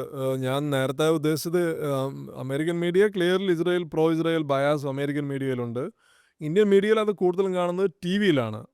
എനിക്ക് തോന്നുന്നു പ്രിൻറ്റിൽ നിങ്ങൾ നോക്കുകയാണെങ്കിൽ ഇപ്പോൾ ഹിന്ദു മാത്രമല്ല, ഹിന്ദുവിനെ പറ്റി ഞാൻ പറയുന്നില്ല, മറ്റിപ്പോൾ ഇന്ത്യൻ എക്സ്പ്രസ് ആയാലും കുറേ കൂടി ബാലൻസ്ഡ് ആയിട്ടുള്ള റിപ്പോർട്ടിംഗ് ആണ് ഇന്ത്യൻ മീഡിയയിൽ ഞാൻ കാണുന്നത്. ഇപ്പോൾ എൻ്റെ കൊളീഗ്സ്, എൻ്റെ ഫ്രണ്ട്സ് തന്നെ മറ്റ് ഇന്ത്യൻ ന്യൂസ് പേപ്പറിൽ നിന്ന് യാത്ര ചെയ്യുന്ന ആളുകൾ വന്ന് റിപ്പോർട്ട് ചെയ്യുന്നതിലൊക്കെ ആ ഒരു ബാലൻസ് നമുക്ക് കാണാം. ടി വിയിൽ അതില്ല. അതിൻ്റെ കാരണം എനിക്ക് തോന്നുന്നു കുറേ കൂടിയൊക്കെ ഐഡിയോളജിക്കലാണ്. കാരണം mostly TV supports Indian television supports the current government, and the current government Exactly. has current government has at least ideologically they are very close to Israel, but not by diplomacy. That ഞാൻ അത് explain ചെയ്യാം. പക്ഷേ ideologically നമ്മൾ ഈ ruling party, government എന്ന് പറയേണ്ട ruling party wants to have very good ties with Israel and has a very positive opinion about Israel. അത് നമുക്ക് ടി വി കവറേജിൽ കാണാൻ പറ്റും. അത് റിഫ്ലക്റ്റ് ചെയ്യുന്നുണ്ട് കൃത്യമായിട്ട് ഇന്ത്യൻ ടി വിയിൽ. അതുകൊണ്ടാണ് നമ്മൾ ഈ നേരത്തെ പറഞ്ഞതുപോലെയുള്ള നെറേറ്റീവ് ബിൽഡ് ചെയ്യപ്പെടുന്നത്. ദാറ്റ് ഇസ്രായേൽ ഇവിടെ ടെററിസത്തിനെതിരെ ഫൈറ്റ് ചെയ്യുക മാത്രമാണ് ചെയ്യുന്നത്. ഓക്കെ, ടെററിസം ഒരു ആംഗിളാണ്, ഇല്ലെന്ന് ഞാൻ പറയുന്നില്ല. വയലൻസ്, ഇവിടെ ഹമാസിൻ്റെ മിലിറ്റൻസിയെ പറ്റി സംസാരിക്കണം, ഓഫ് കോഴ്സ്, ഡെഫിനറ്റ്ലി. പക്ഷേ ഇവിടെ ഡോമിനന്റ് നെറേറ്റീവ് എന്ന് പറയുന്നത് ഇസ്രായേൽ ഈസ് ഫൈറ്റിംഗ് ടെറർ, അത് മാത്രമാണ്. നേരെ തിരിച്ച് ഇസ്രായേലിൻ്റെ വയലൻസിനെ പറ്റിയിട്ടോ, അല്ലെങ്കിൽ ഇസ്രായേൽ ഇവിടുത്തെ ഒരു ഒക്യുപ്പൈയിങ് ഫോഴ്സ് ആണെന്നുള്ള റിയാലിറ്റിയെ പറ്റിയിട്ടോ, അല്ലെങ്കിൽ ഇവിടെ പാലസ്തീനിയൻസിന് അവർക്ക് അവരുടെ സ്വന്തമായിട്ടുള്ള രാഷ്ട്രം പോലും കിട്ടിയിട്ടില്ല എന്ന റിയാലിറ്റിയെ പറ്റിയിട്ടോ ഉള്ള ചർച്ചകളൊന്നും തന്നെ നമ്മളുടെ മെയിൻ സ്ട്രീം ടി വിയിൽ നടക്കുന്നില്ല. അപ്പോൾ ആ ഒരു ഗ്യാപ്പ്, ഒരു ഇൻഫർമേഷൻ ഗ്യാപ്പ് ഉണ്ട്. ആ ഒരു ഇൻഫർമേഷൻ ഗ്യാപ്പിലാണ് നമ്മൾ ഈ പറയുന്ന രീതിയിലുള്ള ചർച്ചകൾ പലതും നടക്കുന്നത്. വളരെ അന്ധമായിട്ടുള്ള സപ്പോർട്ട് ഇസ്രായേലിന് അനുകൂലമായിട്ട് വരുന്നത് നമ്മളത് ഫേസ്ബുക്കിലൊക്കെ വ്യക്തമായിട്ട് കാണാം, ഈ പറഞ്ഞതുപോലെ. അപ്പോൾ അത് ഈ ഒരു ഇൻഫർമേഷൻ ഗ്യാപ്പിൽ നിന്നുണ്ടാവുന്നതാണ്. പിന്നെ ഞാൻ ചോദിക്കട്ടെ, ഇപ്പം സ്റ്റാൻലി ബ്രോയ്ക്ക് ഇപ്പോൾ അത് കണക്കത്തെ ലിമിറ്റേഷൻസ്, അല്ലെങ്കിൽ അങ്ങനെ തുറന്നെഴുത്തിൽ ഉള്ള ഇപ്പം വാട്ട് ഹാപ്പൻ വിത്ത്, ഇപ്പോൾ ഓപ്പണായിട്ട് പറയുകയാണെന്നുണ്ടെങ്കിൽ ഞങ്ങളിപ്പം പലപ്പോഴും റൂളിംഗ് പാർട്ടി വിമർശിച്ചുകൊണ്ട് പല പോഡ്കാസ്റ്റുകളിലും പറഞ്ഞിട്ടുണ്ട്. ഇപ്പം ഒരുപാട് എക്സാമ്പിൾസ് പറഞ്ഞിട്ടുള്ള ഈ ഗൗരി ലങ്കേഷിൻ്റെ ഒക്കെ ഞങ്ങളിങ്ങനെ ഡിസ്കസ് ചെയ്തിട്ടുണ്ട്. അപ്പം when it comes to media, ആ ഒരു റൈറ്റിംഗ് എന്ന് പറയുന്ന ടൂളിന് ആ ഒരു ലിമിറ്റേഷൻ വരുന്നുണ്ടോ? Is something dragging you? And when it comes to T V again, അതാണ് കുറച്ചും കൂടെ ആൾക്കാർ കാണുന്നത്. And when it comes to like Instagram, YouTube shorts, Facebook ആയാലും ഈ റീൽസാണ് ആൾക്കാരിലേക്ക് കൂടുതൽ കമ്മ്യൂണിക്കേറ്റ് ചെയ്യുന്നത്. അതർ ദാൻ ഇപ്പം റൈറ്റിംഗ് എന്നുള്ളൊരു സാധനം വരിക, ഇപ്പോൾ പത്രം വായിക്കുന്ന ആൾക്കാരുടെ ലൈക്ക് വളരെയധികം കുറവായിരിക്കും ഇന്നത്തെ ജനറേഷൻ ആയാലും. സോ എന്തെങ്കിലും ഒരു ഡ്രാഗിങ് ഫോഴ്സ് ഉണ്ടാവും. അതുപോലെ തന്നെ എന്തുകൊണ്ടാണ് ലൈക്ക് റൂളിംഗ് പാർട്ടി ഇതിന് ഇത്രത്തോളം, നമുക്കും ഹ്യൂമൻ റൈറ്റ്സ് ഒക്കെ ഉണ്ട്, ബട്ട് എന്തുകൊണ്ടാണ് റൂളിംഗ് പാർട്ടി അത്ര ഒരു ഇത് കൊടുക്കാത്തത്? നമ്മൾ യൂറോപ്പിനെ പറ്റി പറയുമ്പോഴായാലും why they are not doing that? Also അതിൻ്റെ കൂടെ ഒരു ക്വസ്റ്റ്യൻസ് ഉണ്ട്. ഇതുപോലെ റൂളിംഗ് പാർട്ടി മെമ്പേഴ്സ് അല്ലെങ്കിൽ അവരെ സപ്പോർട്ട് ചെയ്യുന്ന ആൾക്കാർ പറയുന്നതാണ് ഫലസ്തീൻ ഇന്ത്യക്കും വേണ്ടി ഒന്നും ചെയ്തിട്ടില്ല, ഇസ്രായേൽ ഇന്ത്യനെ നന്നായിട്ട് സപ്പോർട്ട് ചെയ്തിട്ടുണ്ട് ഹിസ്റ്ററിയിൽ പാകിസ്ഥാനുമായി വാറുള്ളവർ ഉണ്ടായ ടൈമിൽ. അത്രത്തോളം ശരിയാണ്. എക്സാക്ട്ലി. ഇപ്പം പലസ്തീൻ മൂവ്മെൻറ്റിനൊക്കെ നല്ല രീതിയിൽ ഇവർ എന്തിനായാലും കോൺഗ്രസിനെ വിമർശിക്കുന്ന ഒരു ഇതുണ്ട്.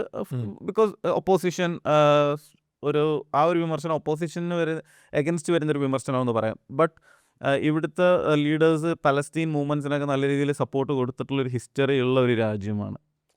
So in total context how do you see that? അതെ, ഇപ്പം പലസ്തീൻ ഇന്ത്യക്ക് വേണ്ടി ഒന്നും ചെയ്തിട്ടില്ല എന്ന് പറയുമ്പോൾ പലസ്തീൻ ഒരു രാജ്യം പോലും അല്ലല്ലോ. അവരെന്താണ് ചെയ്യേണ്ടത്? അവർക്ക് വേണ്ടി പോലും ഒന്നും ചെയ്യാൻ പറ്റുന്നില്ല. അതായത് അവർക്ക് നിങ്ങൾക്ക് പാലസ്തീനിലേക്ക് പോകണമെങ്കിൽ അവർക്ക് ഒരു വിസ അടിക്കാനുള്ള സ്വാതന്ത്ര്യം പോലും ഇല്ല. നിങ്ങൾ ഇസ്രായേലിന് വിസ എടുത്തിട്ട് വേണം പോകാം. ആ ആളുകളെ പറ്റിയിട്ടാണ് നമ്മൾ പറയുന്നത് അവർ ഇന്ത്യക്ക് വേണ്ടി ഒന്നും ചെയ്തിട്ടില്ല എന്നുള്ളത്. അപ്പോൾ അത് ഒരു ഫാൾസ് ആർഗ്യുമെൻ്റ് ആണ്. അത് ഒന്ന്. ഇനി രണ്ടാമത്തെ കാര്യം, ഇനി ഇന്ത്യയുടെ ഫോറിൻ പോളിസി നമുക്ക് നോക്കാം. ഇന്ത്യയുടെ ഫോറിൻ പോളിസി നോക്കിയിട്ട് നമ്മൾ ഇസ്രായേലും ഇന്ത്യയും തമ്മിൽ നല്ല ഡിഫൻസ് ടൈസ് ഉണ്ട്. അതുകൊണ്ട് ഇസ്രായേലിനെ ഇന്ത്യ പിന്തുണയ്ക്കണം, ഇസ്രായേൽ എന്ത് ചെയ്താലും ഇന്ത്യ പിന്തുണയ്ക്കണം എന്നാണ് ആർഗ്യുമെൻ്റ് എന്നുണ്ടെങ്കിൽ അതും ഒരു ഫോൾസ് ആർഗ്യുമെൻ്റ് ആണ്. കാരണം എന്താണ്? ശരിയാണ്, ഇന്ത്യയും ഇസ്രായേലും തമ്മിൽ നല്ല ഡിഫൻസ് ടൈസ് ഉണ്ട്, അത് ഇന്ത്യ മെയിൻറ്റെയിൻ ചെയ്യുന്നുണ്ട്. പക്ഷേ അത് മാത്രമല്ലല്ലോ, ഇസ്രായേൽ മാത്രമല്ലല്ലോ ഇന്ത്യക്ക് വെസ്റ്റ് ഏഷ്യയിലെ ഒരേ ഒരു സഖ്യകക്ഷി അല്ലെങ്കിൽ ഒരേ ഒരു പാർട്ട്ണർ എന്ന് പറയുന്നത്. നോക്കൂ, അറബ് രാജ്യങ്ങൾ നോക്കൂ നിങ്ങൾ. അവിടെ 8 മില്യൺ 9 മില്യൺ ഇന്ത്യക്കാരാണ് അവിടെ താമസിക്കുന്നത്. അപ്പോൾ ഈ വെസ്റ്റ് ഏഷ്യയിലെ സമാധാനം ഉണ്ടാവുക, സ്റ്റെബിലിറ്റി ഉണ്ടാവുക എന്നുള്ളത് ഇന്ത്യയുടെ ഇൻട്രസ്റ്റിനുള്ള കാര്യമാണ്. നിങ്ങൾ 2000 ആളുകളെ യമനിൽ നിന്ന് കൊണ്ടുവരാൻ വേണ്ടി എത്ര ബുദ്ധിമുട്ടി എന്നുള്ളത് നമുക്കറിയാം ഇന്ത്യൻ ഗവൺമെൻറ്. അപ്പോൾ ഈ വെസ്റ്റ് ഏഷ്യയിൽ ഒരു ലാർജർ യുദ്ധം ഉണ്ടായിക്കഴിഞ്ഞാൽ ഇതുപോലെ 8 മില്യൺ ആളുകൾ 8 to 9 മില്യൺ ആളുകൾ താമസിക്കുന്ന ഒരു സ്ഥലത്ത് വലിയ കോൺഫ്ലിക്റ്റ് ഉണ്ടായിക്കഴിഞ്ഞാൽ അത് ഇന്ത്യൻ ഇക്കോണമിയെ, ഇന്ത്യയുടെ കപ്പാസിറ്റീനെ എത്ര ഭീകരമായിട്ടായിരിക്കും ബാധിക്കുക? അപ്പോൾ what is in your interest is stability, piece and stability in the region. അല്ലാണ്ട് ഇങ്ങനെ നിരന്തരമായി തുടർന്നു കൊണ്ടുപോകുന്ന യുദ്ധമല്ല. ഒന്ന്. രണ്ട്, ഇന്ത്യയുടെ ഫോറിൻ പോളിസിയിൽ ഇസ്രായേലുമായിട്ട് ഇന്ത്യക്ക് നല്ല ബന്ധമുണ്ട്. പക്ഷേ ഇസ്രായേലായിട്ട് മാത്രമല്ല, നോക്കൂ, ഇന്ത്യ ഗ്ലോബൽ സൗത്തിലെ ഒരു നേതാവാവണമെന്ന് പറയുന്ന രാജ്യമാണ്. ഗ്ലോബൽ സൗത്തിലെ അതായത് നമ്മൾ നോൺ വെസ്റ്റേൺ രാജ്യമാണെന്നാണല്ലോ നമ്മുടെ ഫോറിൻ മിനിസ്റ്റർ പറയുന്നത്. അപ്പോൾ നമ്മൾ ഗ്ലോബൽ സൗത്തിലെ ഒരു പ്രധാനപ്പെട്ട രാജ്യമാവണം എന്നുള്ളതാണ്. ഗ്ലോബൽ സൗത്തിലെ ഒപ്പീനിയൻ മൊബിലൈസ് ചെയ്യുന്നു, മറ്റ് ചെറിയ രാജ്യങ്ങളുമായി നല്ല ബന്ധമുണ്ടാക്കുന്നു. അതാണ് ഇന്ത്യയുടെ കണ്ടിന്യൂഡ് റൈസിന് വേണമെന്ന് നമ്മൾ പറയുന്നത് ഒരു foreign policy point of view നോക്കിക്കഴിഞ്ഞാൽ. ഗ്ലോബൽ സൗത്തിലെ ഒപ്പീനിയൻ നോക്കൂ നിങ്ങൾ ഇസ്രായേലിനെ പറ്റിയിട്ടുള്ളത്. ഇസ്രായേലിനെ പിന്തുണയ്ക്കുന്ന ഒരു രാജ്യത്തെ കണ്ടുപിടിക്കാൻ കാണിച്ചു തരാമോ ഗ്ലോബൽ സൗത്തിൽ? South Africa has taken Israel to the international court of justice. Look at Brazil is calling it a genocide. Look at the Russians, the Chinese and the countries in Southeast Asia. ഇന്ത്യക്ക് south east ഏഷ്യയിലെ രാജ്യങ്ങളുമായിട്ട് വളരെ vibrant ആയിട്ടുള്ള trading റിലേഷൻഷിപ്പാണ്. It's a booming region south east Asia എന്ന് പറയുന്നത്. അപ്പോൾ you can't actually afford to be seen as a country that supports Israel, which is facing a case against genocide at the International Court of Justice. അപ്പോൾ അതുകൊണ്ടാണ് ഞാൻ പറഞ്ഞത് ruling party basically ഇസ്രായേലുമായിട്ട് ഒരു politically വളരെ strong ആയിട്ടുള്ള relationship വേണമെന്ന് പറയുമ്പോൾ തന്നെയും ഇന്ത്യൻ ഗവൺമെൻറ്റിൻ്റെ പൊസിഷൻ കുറേ കൂടി ന്യൂവാൻസ്ഡ് ആണ്. അതായത് ഐക്യരാഷ്ട്രസഭയിൽ ഈ October 7 യുദ്ധത്തിന് ശേഷം നടന്നിട്ടുള്ള 11-12 വോട്ടിൽ ഇന്ത്യ 2ൽ നിന്ന് അബ്സ്റ്റെയിൻ ചെയ്ത് ബാക്കി 9 എണ്ണത്തിലും പാലസ്റ്റൈൻ അനുകൂലമായിട്ടാണ് ഇന്ത്യ വോട്ട് ചെയ്തത്. ഇന്ത്യയുടെ ഫോറിൻ മിനിസ്റ്ററുടെ സ്റ്റേറ്റ്മെൻറ്റ് നോക്കുക. അദ്ദേഹം ജയശങ്കർ മലേഷ്യയിൽ പോയപ്പോൾ അദ്ദേഹം പറഞ്ഞത്, at the end of the day the fact of the matter is that the Palestinians are denied of their statehood എന്നാണ് പറഞ്ഞത്. അപ്പോൾ നമ്മൾ ഈ കാണുന്ന ട്വിറ്ററിലും ഫേസ്ബുക്കിലും കാണുന്ന റൈറ്റ് വിങ് ആളുകളുടെ നിലപാടൊന്ന്, പക്ഷേ ആ നിലപാടല്ല ഗവൺമെൻറ് ആക്ച്വലി എടുക്കുന്നത്. കുറേ കൂടി ന്യൂവാൻസ്ഡ് ആയിട്ടുള്ള നിലപാടാണ്. അതെടുക്കുന്നതിൻ്റെ കാരണം നേരത്തെ പറഞ്ഞതാണ്. അതായത് ഇസ്രായേൽ മാത്രമല്ല നിങ്ങളുടെ ഒരേ ഒരു കക്ഷി. നിങ്ങൾക്ക് അറബ് രാജ്യങ്ങളുമായിട്ട് അടുത്ത ബന്ധമുണ്ട്. ആ ഒരു ബാലൻസ് മെയിൻറ്റെയിൻ ചെയ്യണം. വെസ്റ്റ് ഏഷ്യയിൽ ഇറാനുമായിട്ട് നല്ല ബന്ധമുണ്ട്. So you need to maintain that relationship. And peace and stability in West Asia is in your primary interest, not continuing conflict. That is another matter. And then thirdly, you want to be a leader of the global south, and you need to basically maintain some sanity in your policy towards Israel. You can't be just seen. അതെ. അപ്പോൾ ആ ഒരു balance foreign പോളിസിയിൽ ഉണ്ടാവേണ്ടത് അത്യാവശ്യമാണ്. അതാണ് ഇന്ത്യയുടെ interest. അല്ലാതെ നമ്മൾ പറയാണ് ഇസ്രായേൽ ഇന്ത്യനെ സപ്പോർട്ട് ചെയ്യുന്നുണ്ട്, ഡിഫൻസ് ടൈസ് ഉണ്ട്, അതുകൊണ്ട് ഇന്ത്യ ഇസ്രായേൽ, അതൊരു ഒറ്റബുദ്ധി ആർഗ്യുമെൻ്റ് ആണ്. അത് ഫോറിൻ പോളിസിയിലും ഡിപ്ലോമസിയിലും വർക്കാവില്ല. ഓക്കെ. ആൻഡ് ഇപ്പം അങ്ങനെ പറയുമ്പോൾ നോക്കുകയാണെന്നുണ്ടെങ്കിൽ കഴിഞ്ഞ ദിവസം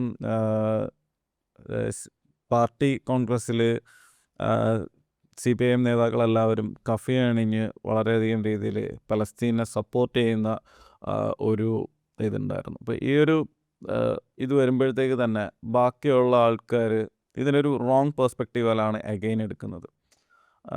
CPM എന്ന പാർട്ടീനെ ഒറ്റപ്പെടുത്താൻ ശ്രമിക്കുന്നു, അല്ലെങ്കിൽ CPM-നെ ഭയങ്കരമായിട്ട് വിമർശിച്ചുകൊണ്ട് അവർ ഈ പറയുന്നതൊക്കെ ഇസ്രായേലീസ് ഫൈറ്റിംഗ് അഗൈൻസ്റ്റ് ടെറർ എന്ന് പറയുമ്പോഴത്തേക്ക് അതിൻ്റെ വൈസി വേഴ്സ ഇപ്പുറത്ത് വരുന്നു. Communist party is supporting terror എന്നൊരു പേഴ്സ്പെക്റ്റീവിലാണ് ആൾക്കാർ സോഷ്യൽ മീഡിയയിലും ഒക്കെ ഇതിനെ കാണുന്നത്. സോ അത് അഗെയിൻ അത് തെറ്റായിട്ടുള്ള വ്യാഖ്യാനമാണ്. അതായത് കമ്മ്യൂണിസ്റ്റ് പാർട്ടി എല്ലാ കാലത്തും പാലസ്തീനിയൻ ഇഷ്യൂസിനെ സപ്പോർട്ട് ചെയ്തിരുന്ന ആളുകളാണ്. അത് ഇപ്പം ഉണ്ടായതല്ല. ഇപ്പം നമ്മൾ പറയുന്ന ഹമാസ്, എല്ലാവരും പറയുന്നത് പാലസ്തീനിയൻസ് എന്ന് പറയുന്നത് ടെററിസ്റ്റുകളാണ്, കാരണം ഹമാസ് ടെററിസ്റ്റാണ് എന്നാണല്ലോ ആളുകൾ പറയുന്നത് പൊതുവെ. ഇപ്പോൾ ഈ നിലപാടെടുക്കുന്ന ആളുകൾ പറയുന്നത്. ഹമാസ് ഉണ്ടായത് എന്താണ്? ഹമാസ് ഉണ്ടായത് 1957-ലാണ്. പാലസ്തീൻ ഇഷ്യൂ 1948 മുതലുണ്ട് ഇവിടെ. ഇപ്പോൾ ഇസ്രായേൽ ഹമാസ് ഉണ്ടായതുകൊണ്ടാണ് ഇസ്രായേൽ പാലസ്തീനിയൻ രാഷ്ട്രം ഉണ്ടാക്കാൻ സമ്മതിക്കുന്നില്ല എന്നാണ് ആളുകൾ ഇന്ന് പറയുന്നത്. അങ്ങനെയാണെങ്കിൽ 1948 മുതൽ 1988 വരെ ഇസ്രായേലിന് ആരാണ് പ്രിവെൻറ്റ് ചെയ്തത് പാലസ്തീൻ രാഷ്ട്രം ഉണ്ടാക്കാൻ? അന്ന് ഹമാസ് ഇല്ലല്ലോ. ഹമാസ് രൂപീകരിക്കപ്പെടുന്നത് 1988-ലാണ്. അതിനുശേഷം ഹമാസ് ഒരു പവർഫുൾ ഫോഴ്സ് ആവുന്നത് 1990s-ലാണ്. അപ്പോൾ കമ്മ്യൂണിസ്റ്റ് പാർട്ടികൾ എല്ലാ കാലത്തും, അതായത് ദീർഘകാലമായിട്ട് കമ്മ്യൂണിസ്റ്റ് പാർട്ടികൾ പാലസ്തീനിയൻ കോസിനെ സപ്പോർട്ട് ചെയ്യുന്ന ആളുകളാണ്. പക്ഷേ പ്രശ്നം എന്താണെന്ന് വെച്ചാൽ ഈ പറഞ്ഞ പോലെയാണ്, നമ്മൾ ഈ ഒരു ഫാക്ട് ബേസ്ഡ് ആയിട്ടുള്ള കാര്യങ്ങൾ ആളുകളിലേക്ക് എത്തുന്നതിന് പകരം പൊളിറ്റിക്കലി ലോഡഡ് ആയിട്ടുള്ള ഇതൊരു തീവ്രവാദത്തിനെതിരായിട്ടുള്ള ഒരു യുദ്ധമാണ്. ഈ പാലസ്തീനിയൻ കോസിനെ സപ്പോർട്ട് ചെയ്യുന്ന എല്ലാവരും തീവ്രവാദത്തെ സപ്പോർട്ട് ചെയ്യുന്ന ആളുകളാണ്. അത്തരത്തിലുള്ള ഒരു നെറേറ്റീവാണ് ആളുകളിലേക്ക് എത്തുന്നത്. അതൊരു ഫാൾസ് നെറേറ്റീവ്സിൻ്റെ ഒരു കൂമ്പാരമാണ് ഇവിടെ. അതെ. അത് ശരിക്കും പറഞ്ഞു കഴിഞ്ഞാൽ നമ്മളിപ്പം ഈ ഒരു പോഡ്കാസ്റ്റിൽ സംസാരിക്കുമ്പോൾ നമ്മൾ ഉദ്ദേശിക്കുന്നതാണ് ഇമ്പീരിയലിസം. ഇപ്പം ഡൗൺ ഇമ്പീരിയലിസം എന്നാണ് അവർ പറയുന്നത്. അപ്പം തീർച്ചയായിട്ടും ആ ഒരു സാധനമാണ് ആൾക്കാരിലേക്ക് എത്തേണ്ടത്. ആൾക്കാർ ഈ പൊളിറ്റിക്സിനെ പറ്റിയിട്ട് ഇങ്ങനെ അത് മാത്രമാണ് സംസാരിക്കുന്നത്. അഗൈൻ ഈ ടെററിസത്തിൻ്റെ ഒരു പെർസ്പെക്റ്റീവിൽ നിന്നുകൊണ്ട് പലസ്തീനെ വേറൊരു രീതിയിൽ കാണുന്ന ആൾക്കാരിലേക്കാണ് ഞങ്ങൾ കൂടുതൽ എത്തിക്കാൻ ശ്രമിക്കുന്നത്. അതെ. അവസാനമായിട്ട് ഒറ്റ ചോദ്യം പാടിയും, ഇത് കൂടുതൽ ആൾക്കാർ ഇപ്പോഴും പറയുന്നത് ഒക്ടോബർ 7 എന്ത് ചെയ്തു, അതിൻ്റെ മുമ്പുള്ളത് അവർക്ക് അറിയണ്ട. ഒക്ടോബർ 7 ഹമാസ് എന്ത് ചെയ്തു, അല്ലെങ്കിൽ ഫലസ്തീൻ എന്ത് ചെയ്തു എന്ന്. അപ്പം അങ്ങനത്തെവരോട് എന്താണ് സ്റ്റാൻലി ചേട്ടന് പറയാനുള്ളത്, ഒരു ചെറുതാക്കി പറഞ്ഞിട്ടുണ്ടെങ്കിൽ? ചരിത്രം ആരംഭിച്ചത് ഒക്ടോബർ 7 അല്ല അല്ലേ? അപ്പം ഇതിനു മുൻപ് ഒക്ടോബർ 7 മുമ്പ് ഒരു ദീർഘമായിട്ടുള്ള ചരിത്രമുണ്ട് പാലസ്റ്റൈൻ ക്വസ്റ്റ്യൻ, അല്ലെങ്കിൽ ഇസ്രായേൽ പാലസ്റ്റൈൻ കോൺഫ്ലിക്റ്റിനെ പറ്റിയിട്ട്. അത് മനസ്സിലാക്കാൻ ശ്രമിക്കുക എന്നേ എനിക്ക് പറയാനുള്ളൂ. എനിക്ക് വാശി പിടിക്കാൻ പറ്റൂല, കാരണം it's up to all these people. കാരണം നമ്മളൊരു കാര്യം പഠിക്കാൻ നമ്മൾ കൂടി തീരുമാനിക്കണമല്ലോ. ഉറങ്ങുന്ന ആളുകളെ എണീപ്പിക്കാം, പക്ഷെ ഉറക്കം നടിക്കുന്നവരെ എണീപ്പിക്കാൻ പറ്റില്ല എന്നാണ് പറയാ. എനിക്കിത് പഠിക്കണ്ട, ഞാൻ ഒക്ടോബർ 7 തന്നെ ഇങ്ങനെ ഇരിക്കും എന്ന് പറയുന്ന ആളുകളെ നമുക്ക് തിരുത്താൻ പറ്റൂല. പക്ഷേ നിങ്ങൾക്ക് അറിയണമെന്ന് ആഗ്രഹമുണ്ടെങ്കിൽ നിങ്ങൾ ഒക്ടോബർ 7 അപ്പുറത്തേക്ക് പോകണം. History didn't begin on October 7. There is A long question. അതായത് ഇത് നിങ്ങൾ ഇസ്രായേലിനെ ഇസ്രായേൽ വിരുദ്ധനൊന്നും ആവേണ്ട കാര്യമില്ല. ഇസ്രായേൽ ഒരു റിയാലിറ്റിയാണ്. ഇസ്രായേലിനെ ആക്സെപ്റ്റ് ചെയ്യുക. ഇസ്രായേൽ ലോകത്തിലെ ബഹുഭൂരിപക്ഷം രാജ്യങ്ങൾ അംഗീകരിച്ചിട്ടുള്ള ഒരു രാഷ്ട്രമാണ്. നേരെ തിരിച്ച് പാലസ്തീനിയൻസിന് അതേ റൈറ്റ് ഉണ്ട്. അത് നമ്മൾ ഇന്ത്യക്കാർക്ക് ആ റൈറ്റ് ഉണ്ടായിരുന്നല്ലോ. നമ്മൾ സ്വാതന്ത്ര്യത്തിന് വേണ്ടി പോരാടിയിട്ടുള്ള ആളുകളാണ് ഇന്ത്യക്കാർ.